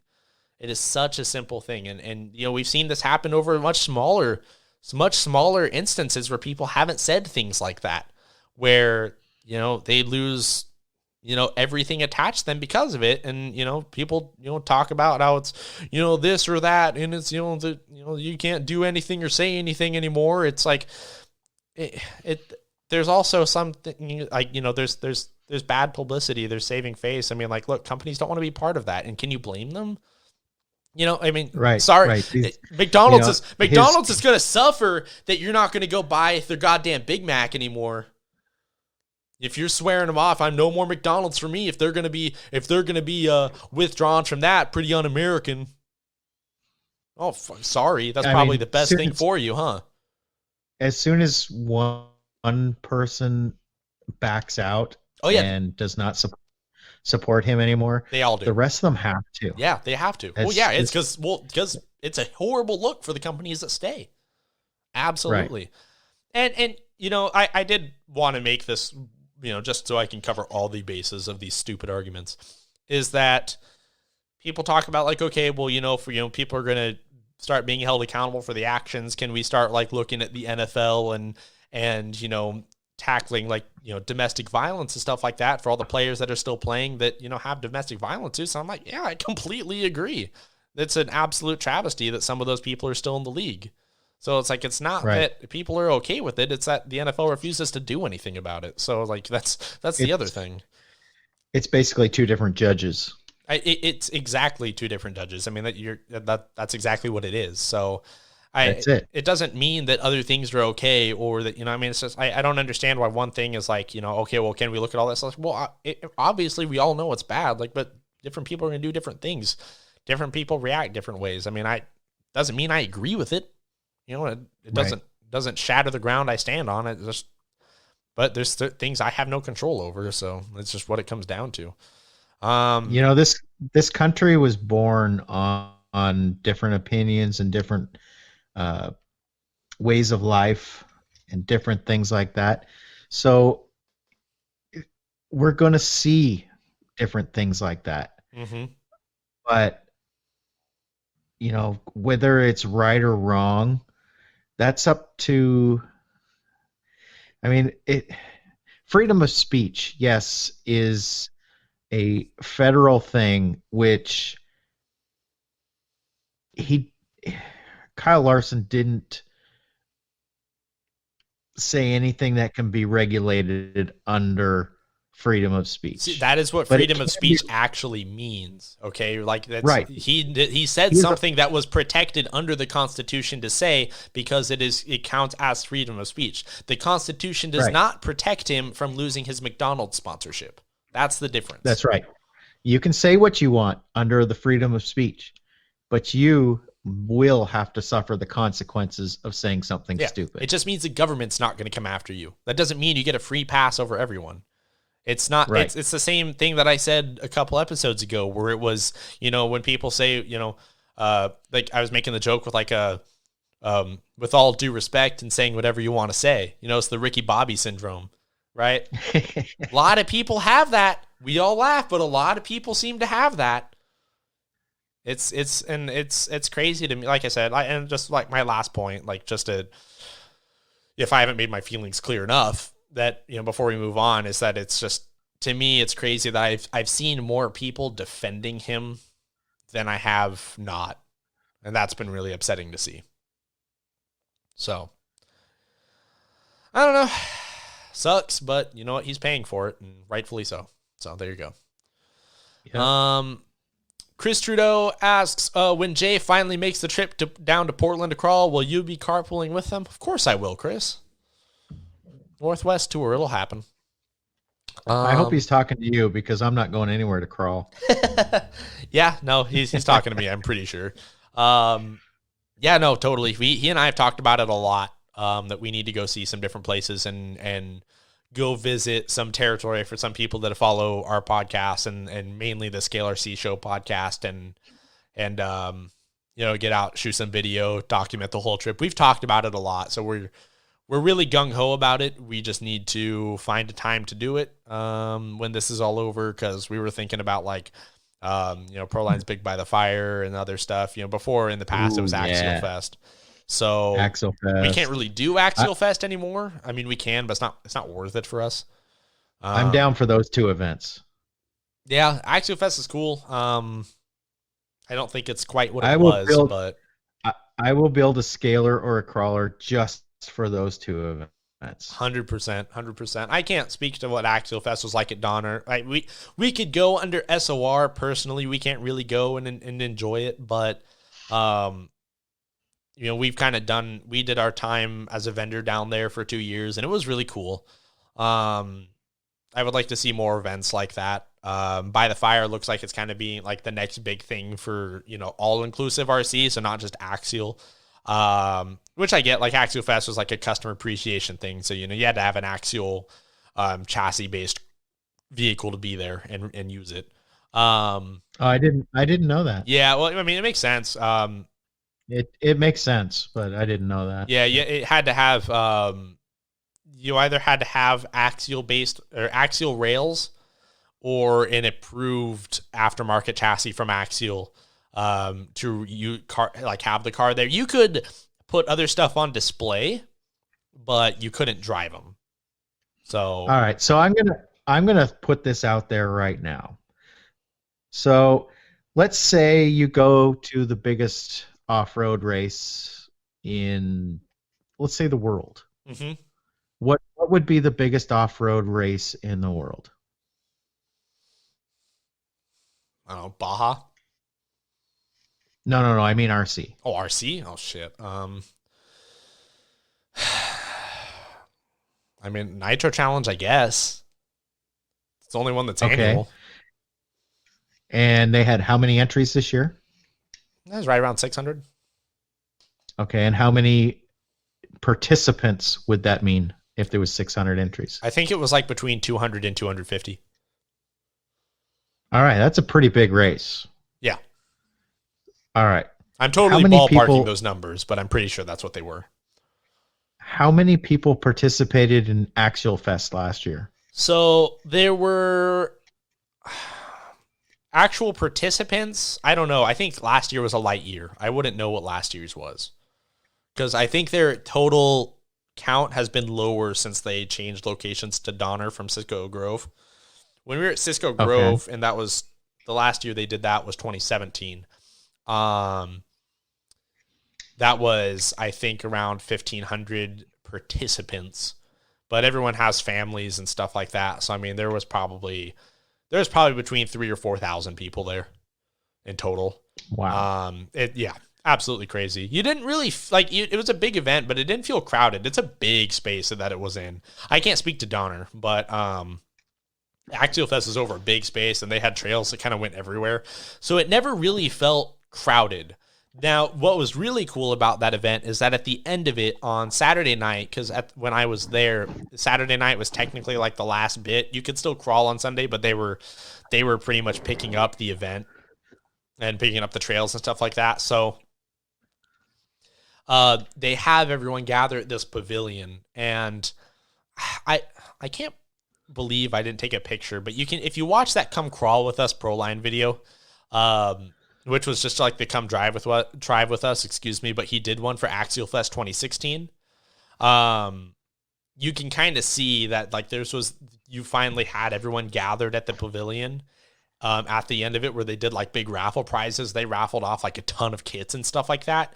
And then that was like the moment that it hit where you're like, wow, there is a lot of people here. This is crazy. Just to put it into perspective, how small the racing segment really is. Yeah, crawling is huge. And crawling scale, and to loop stuff like Mega Truck into that, I mean, it is so much bigger. And that was 3 years ago, and it's so much bigger now. Right, and this coronavirus thing is only going to make the scale, crawling, drag racing, Mega Truck, whatever side of it, that much bigger, and it's going to make the racing side that much smaller. Yeah, that's right. So just to put it into perspective, everybody wants to be the king of racing and all this kind of stuff. Well, we're small fish in this whole pond. Yep. Compared to what the bashing side is, or the scaling. I don't even know what to call it at this point, because it's such a a wide range of disciplines, but Yeah. I'm going to call it bash. For me, it's two sides, the racing and the bashing. Yeah. And I know that's not fair to like the drag racers and that kind of thing, but the racing side of it is so small compared to the rest of the hobby. Yeah. And so many people need to get their heads out of the sand and realize it and appreciate RC for what it is. 100%.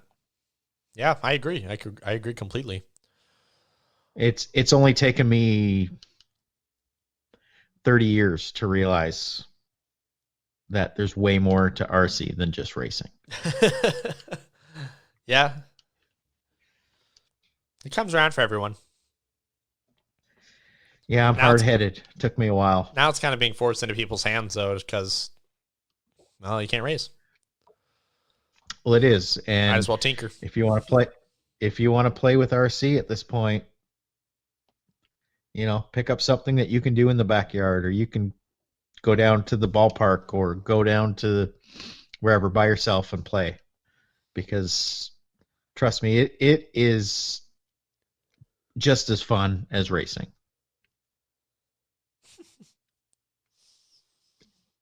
Agree. Almost more so. A lot less stress. In a lot of cases, absolutely true. Yeah. I deliberately didn't do crawling comps for a long time because, for me it was too competitive and I wouldn't have fun because the racer in me would come out. So if I ever went crawling, it was just to have fun. I never did comps or anything like that, because then for me, if I showed up, I was like, all right, well, I'm going to win today. That's what I've got to do. So that was one of the best choices I ever made, was just staying away from that side of it. And if you can do that, you have a lot more fun, I think. Some people like that side of it, though, and if you do, more power to you. But I don't know. See, that competitive side for me, I can't turn it off. Yeah. So combining the racing and the scale, crawling, drag, bashing side of it equals monster trucks. Or mega trucks, sorry. Yeah. It's kind of a combination of all of it, and I can do it on my own. I can do it with a group. There's no stress. It's just fun. Ripping rooster tails and wheelies and doing jumps and that kind of stuff. And your vehicles look realistic. That's a huge part of it, I think. The whole hobbies, the racing side of it has lost that. Yep. But if you can make your vehicle look realistic, there's a lot of fun just in that side of it as it stands, just making it look and handle and do realistic things. There's a huge appeal to that. Yeah, totally. Yeah. So there's my soapbox. You're going to get to one talk of several more about it in a tonight, minute. apparently. Yeah. We'll get to talk about it more in a minute, too. So, Chad Dodd asks, what type of track features do people like and why? Oh, boy. Flowy. For a racetrack, it's got to be flowy. Just simple ones. Stuff where, simple tracks, I think, are more fun. There's just something to be said about like a really well-placed double, or a step off or something. People always want to put like big triples in or step ups, and step ups are actually pretty cool if they're not at the back of the track, or like if the big triple's not at the back of the track. I mean, it's just so many things are so much better if they're just well placed. I really like in 8th scale, I really like step on, step offs, but people never build them long enough. They never build the table portion long enough to like really let loose on the table and then send it out after that. Like we used to have one at Skagit. I mean, God, this must have been 8 years ago. And we had a rhythm section at the front, where the front stretch is now. We had a rhythm section, and it was, a step on, step off. But I mean, if you gave it any more throttle other than just a blip, I mean, you were sending it over it, and you were casing it in endo. And I always Yeah. hated stuff like that. So many people do that, the step on, step off. People try and get too creative with tracks. And if you just focus on flow and just placing stuff in good spots. I mean, if you can string them together, then it doesn't matter what kind of feature they are. I know Cody Grahams has been on his soapbox for years about berms that you can use, and I have to agree. That berm at Potlatch was epic. Well, it was the coolest berm ever. Oh God! Well, the last time we had an NCT in Lewiston was like that. Not the big one in the horse arena, but when they had their permanent track still, there was actually this big berm / like Talladega corner in the infield that was kind of dug into the side, and so there was no flat part to it, and so you could really just haul ass around this Talladega corner up to, I think it was like this triple or double, and it was killer. Like, just stuff like that is super cool if you can use the terrain.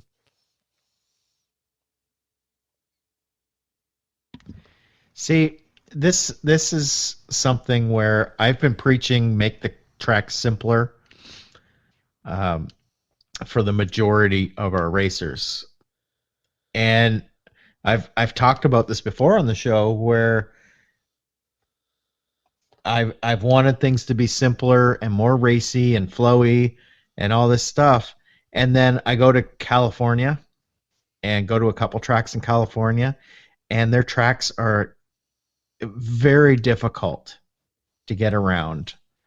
And I understand now why so many fast people come out of California and those types of areas, and why we struggle when we go there is because we can't drive the tracks that they're used to driving on.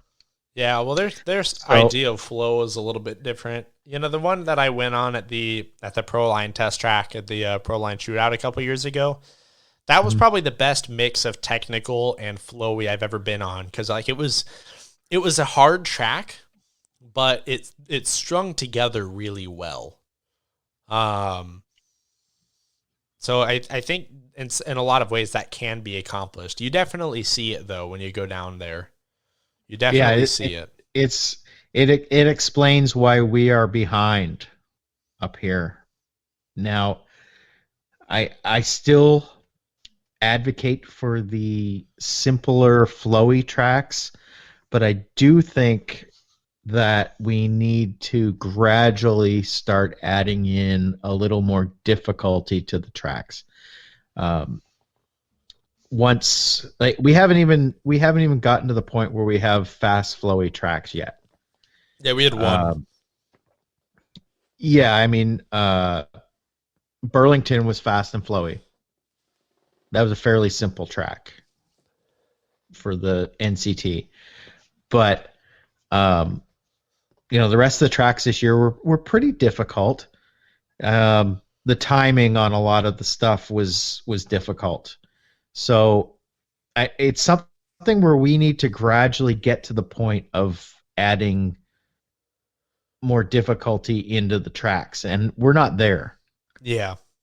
It needs to be gradual. It needs to be as our skill levels increase as a whole, not just the elite guys. As our skill levels increase as a whole, then we can make the tracks a little more technical. And it's going to take time. It's not something that can happen overnight. So it's kind of hard to explain, and it's going to sound controversial, but I think the tracks need to be simple and flowing at this point until the majority of our racers can navigate the tracks quickly, and then start adding in some timing sections. Timing sections seems to be where I struggled personally when I went to California. So maybe that's where we need to add that in once collectively our skill level increases.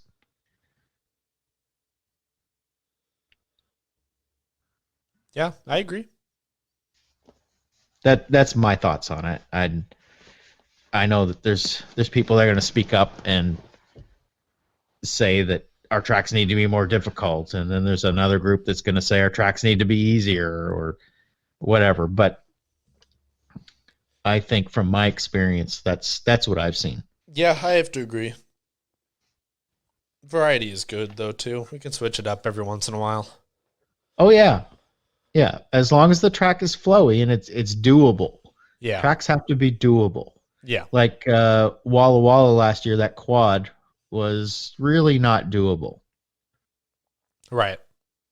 Except for a couple of people who ran maybe a unique line. That's not doable to me. And it wasn't doable consistently. So everything has to be doable. Yeah, to me, there shouldn't be make or break it features on tracks. That's like one thing I really liked about Burlington so much. And this is like the NCTs in the past have always had like one spot where it's just a huge pain in the ass. And well, I mean, honestly, that's really true for almost any track, and not just NCT tracks, but that's what I liked about that track is that you could get over everything fairly easily, but it did not mean that you were going to do it quick. Right. That was the big difference, is that you really had to be on it to get around that track fast. You had to be like really, really smart. Because it wasn't a difficult track, but it was really, if you dialed in your flow, I mean, you just kept going. And that was something that, some people struggled with, little things here or there, but like there wasn't one spot that was like a consistent problem for a lot of people. I would say like in the early part of the weekend, I had kind of a little bit of trouble like with the step up, just not, or kind of like the step up hill, like where I wasn't turning in enough exiting the corner. And so I would kind of go off into the fluff a little bit, but I mean, come Sunday, I definitely fixed that. So, I mean, it's just, that was my opinion, is that like, it didn't mean you were going to be fast. It doesn't mean that, I mean, you can still get around that track and still be slow. So I thought it was cool, and I would like to see more stuff like that. I don't like big feature jumps. That's the thing that has been my biggest pet peeve in track building for years, is I hate it when there's one thing that can make or break you, like when we have triples at Die Hard and stuff like that. I think it's just stupid. It's not necessary. Who are we doing the big air factor for? Are we doing it for us driving? Because I mean, how are we benefiting from it? I think regardless of the track layout, everybody is going to finish where they should have finished for the most part. And I've said this many times.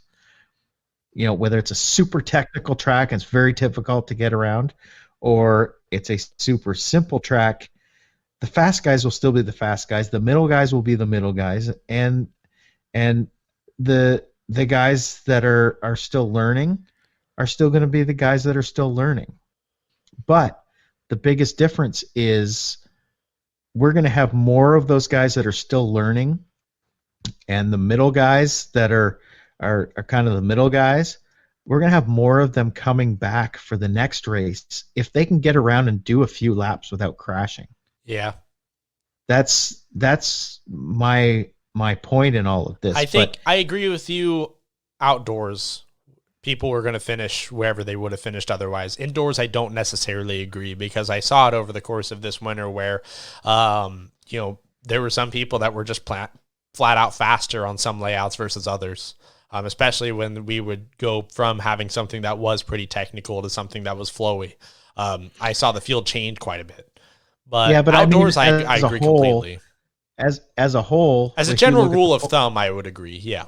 If you look at the points over the course of the season, the fast guys are the fast guys, the middle guys are the middle, and the guys that are still learning are still learning.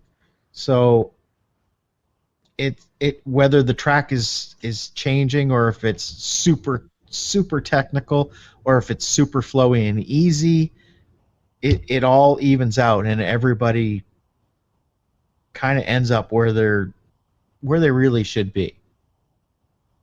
That's my point. Like, but if it's super technical, yeah, the fast guys are going to get around it and they're going to say, yeah, it's great.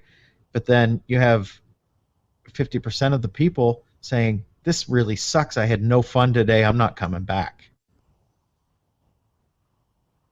And that doesn't help our hobby at all. Yeah. I mean, generally, I agree.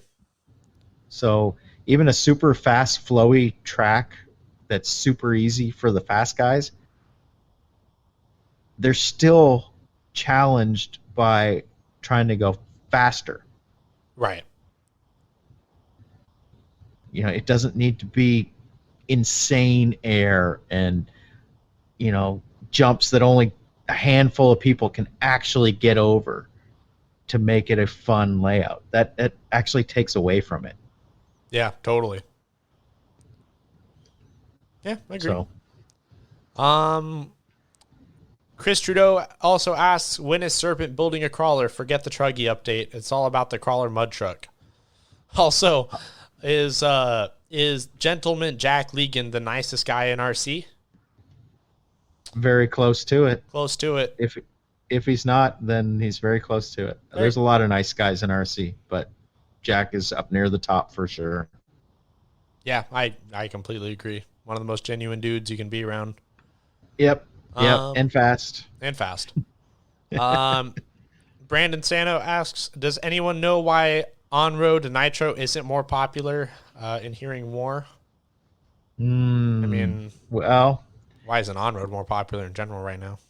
Yeah, you combine the on-road decline with the added difficulty of nitro, and, well, that's not a good recipe at this point. Yeah. I love nitro on-road, honestly. It is a heck of a lot of fun. But the expense, the difficulty, the places to run them, for one, is very limited. I think we've got one place in the whole Northwest that you can actually run a nitro on-road car, and that's Time Zone in Battleground, Washington. Mm-hmm. There's just nowhere to run them. Nobody's going to build a car that lives up here, really. You get a couple diehards I shouldn't even say diehards. You've got a couple of hardcore guys that build cars to go run them down once a year at the family reunion in Ricky's backyard. But that's about it. There's nowhere to run them. I think that's the biggest thing. There's nowhere to run them. Right. Yeah, and kind of sums it all up. Elliot Chappelle asks, I've heard on several podcasts, people believe social media or Facebook specifically is the worst thing that's happened to RC. Do you agree with this, despite it being a great tool for bringing people into the hobby? For example, I know I would never have found Die Hard if it wasn't for Facebook. I think saying it's the worst thing to happen to RC is a stretch. I don't know about that. Back before the social media thing, RC was at the highest point it ever was. RC Tech was the worst thing that happened to RC. That's a pretty accurate answer, and Facebook is just an extension of that. Yeah. It's I don't know. It's like a 50-50 as far as the good it does versus the bad. It's obviously a great tool for getting information on this or that. Die Hard being a great example of that. It's really bad in the sense that you get everyone and anyone that might have a stick up their ass that day that has to let you know about it. So I don't know. I mean, and social media allows everybody to be an expert and a sponsored pro. Yeah, I mean, the reality is I wouldn't be on Facebook at all if it weren't for sponsors and having to have a personal page to run the podcast page. Right. But I have to, so I do. So I don't know. I mean, otherwise I wouldn't be on it at all because I hate it, and it's really frustrating for me. RC was bigger before social media. So what did we do back then? Survived for a long time without it. So yeah. So it's a great tool, but it's not. I don't think it's used nearly as well as it could be. So, Right. yeah, I mean, I think that's just the end of it. Gas truck was the worst thing that happened to RC. Gas Peter truck. H. Nielsen. Gas truck was the best thing that happened to RC, and now it's gone. Well, why is it gone? If gas truck was so cool, why isn't there gas truck too? Because Truggy came around and destroyed it. You're probably right. Ask 100 people, I bet you'll get 75% of the people say, "Yep, Truggy killed gas truck." I think there's like 5 people that ran gas truck. 5? 5. If I'm going to go to Die Hard and ask 100 people. Oh, Die Hard. Die Hard's Yeah. full of new people. People that haven't been racing for... Back in the old good 30 old years. days, we weren't real racing unless you racing gas truck. Gas truck was more popular than 8 scale back in the day. This is true. Gas truck was like the premier. They used to have its own Reedy truck race. It was the premier class. Yeah, for sure. 8 scale was just kind of a bunch of hacks.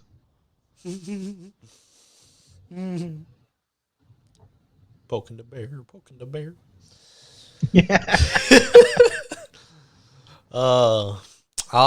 So last question. Peter H. Nielsen says, "Damn it, Colin.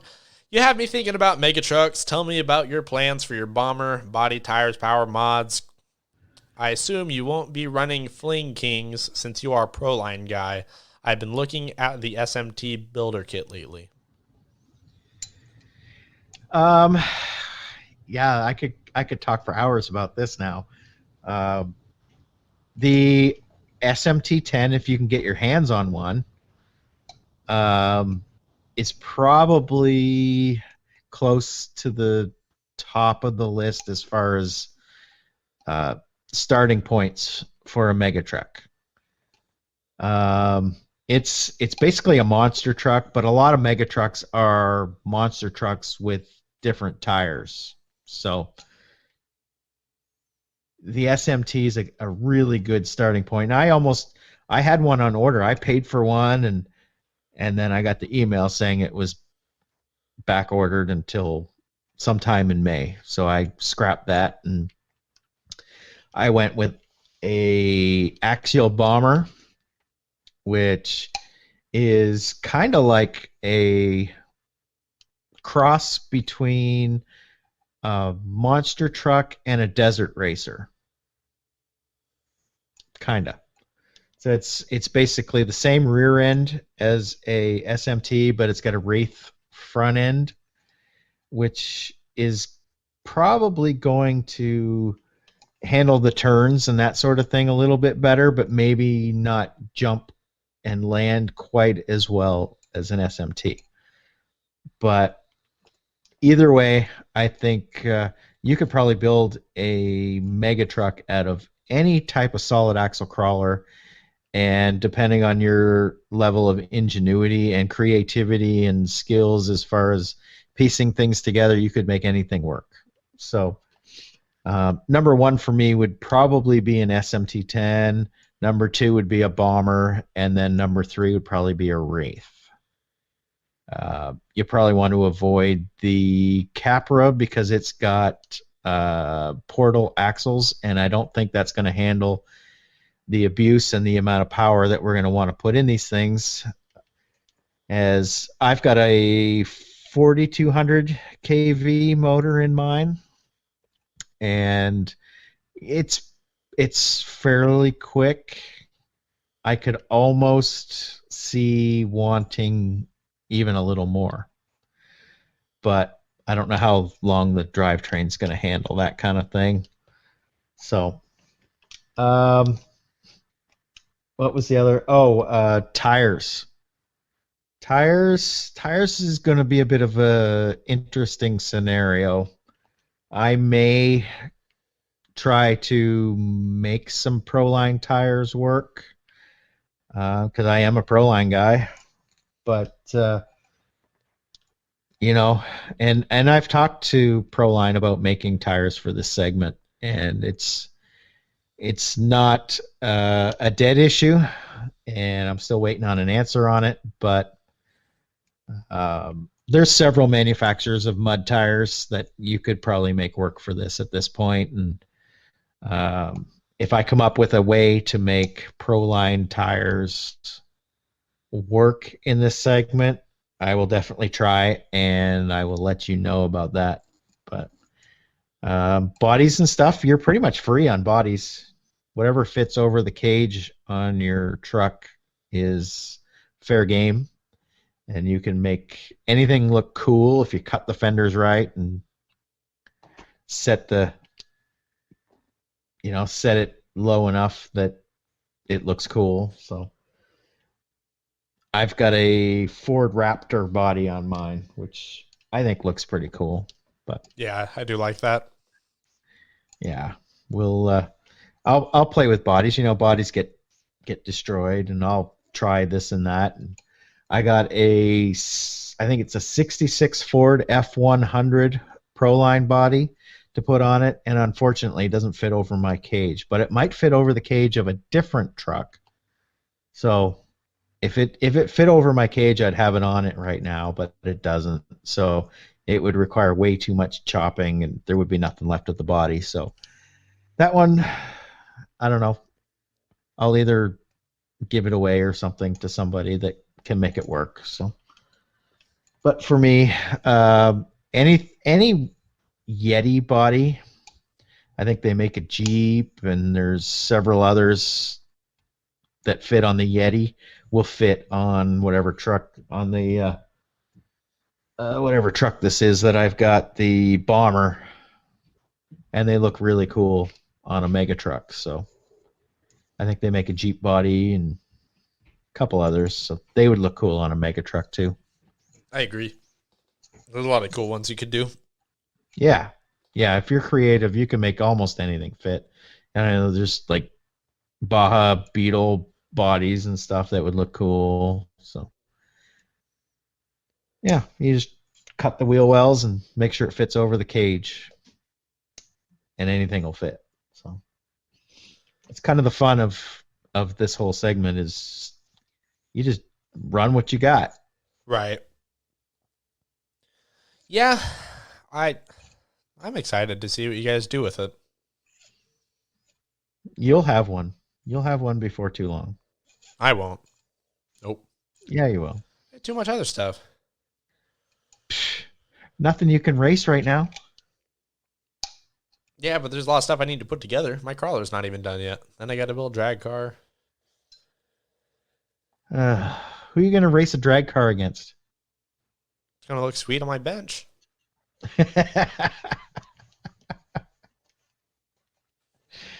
Oh, man. All right. Well, I got a drag car. I haven't touched it because what's the point? Other than going out in the parking lot and doing burnouts, which tomorrow, that might be fun.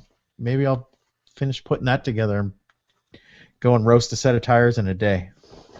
Who wants to see that? I mean, how much smoke can I make off these tires in one burnout? I'd like to see if you could, just in general. That'd be cool. If I could make smoke? Yeah, you should. Try it. Take a video tomorrow. You got nothing better to do. You're right. I don't. Quarantine man. I'm quarantined. Yeah. I'll probably go run my mega truck a little bit tomorrow, though. Yeah. I ran it a couple times today. It's so much fun. It's so funny hearing you all gung-ho about it. I've got this little spot behind my house where you've got the parking lot with a curb, and then on the backside of the curb, it's like this perfectly shaped like ramp, and then it kind of drops off behind that, and it's dirt and kind of rocky and that kind of stuff, and then there's a fence. So I go down and I turn around because this thing has reverse. I'm not used to that with an RC car. It's got reverse, so I can position myself, and then I come up the hill, and then right before I get to the curb, I just gas it, and it just goes whoop and goes up and pops up and then right down onto the pavement. And I do that over and over and over and over. I did backflips a couple times today. It was kind of fun. Oh. You crack me up. But it's funny because I've been using that to test suspension.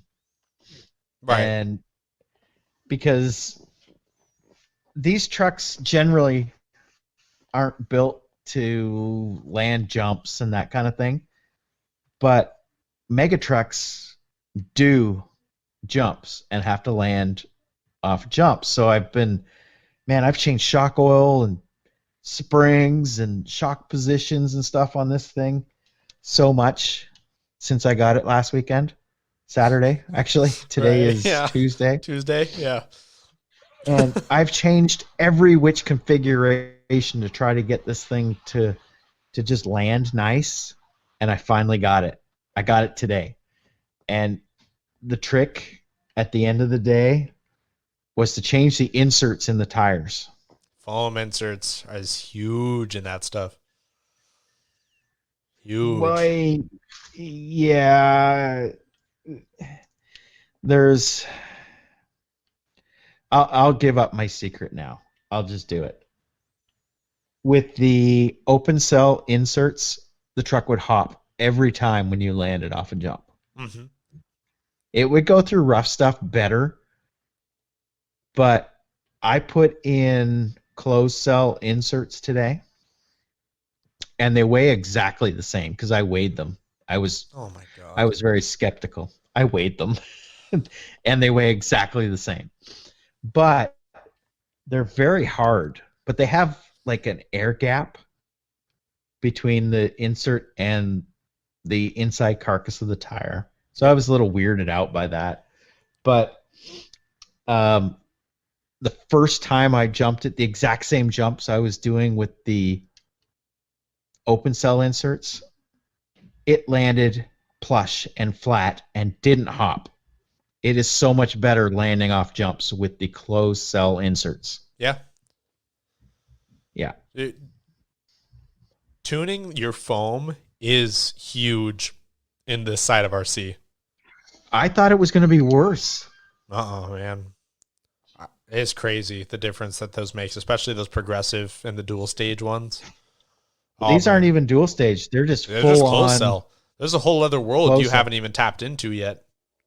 Oh, I know, and I've got one, and I think I probably have two because the spare tire that was on the back of this thing, probably has the other dual stage foam in it. I don't know why. When I had it, three out of the four were open cell, and one was dual stage. But now it's got full closed cell foams in it. They're almost rock hard. I couldn't believe it. They're nothing like 8 scale foams or 10 scale foams. They are rock hard. So I'm hoping they break in a little bit and it kind of gets even better. But the way it lands off of a jump now, man, what a difference. It's crazy. But that's what I've been doing. That's the fun I've been having. And you know what? You know what's really awesome about these? What's that? You're not gluing and throwing away tires and wheels. Yeah, isn't that nice? 3-piece wheels.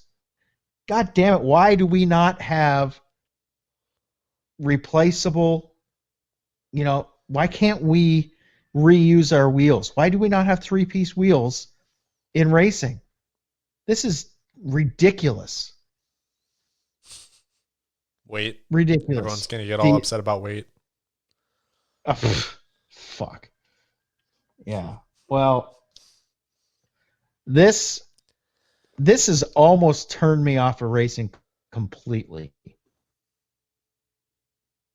This has been so much fun and easy to work on, whereas our race cars and gluing tires and throwing the complete assembly away when they get worn, that's bullshit. That's That's marketing from our tire and wheel manufacturers is what that is.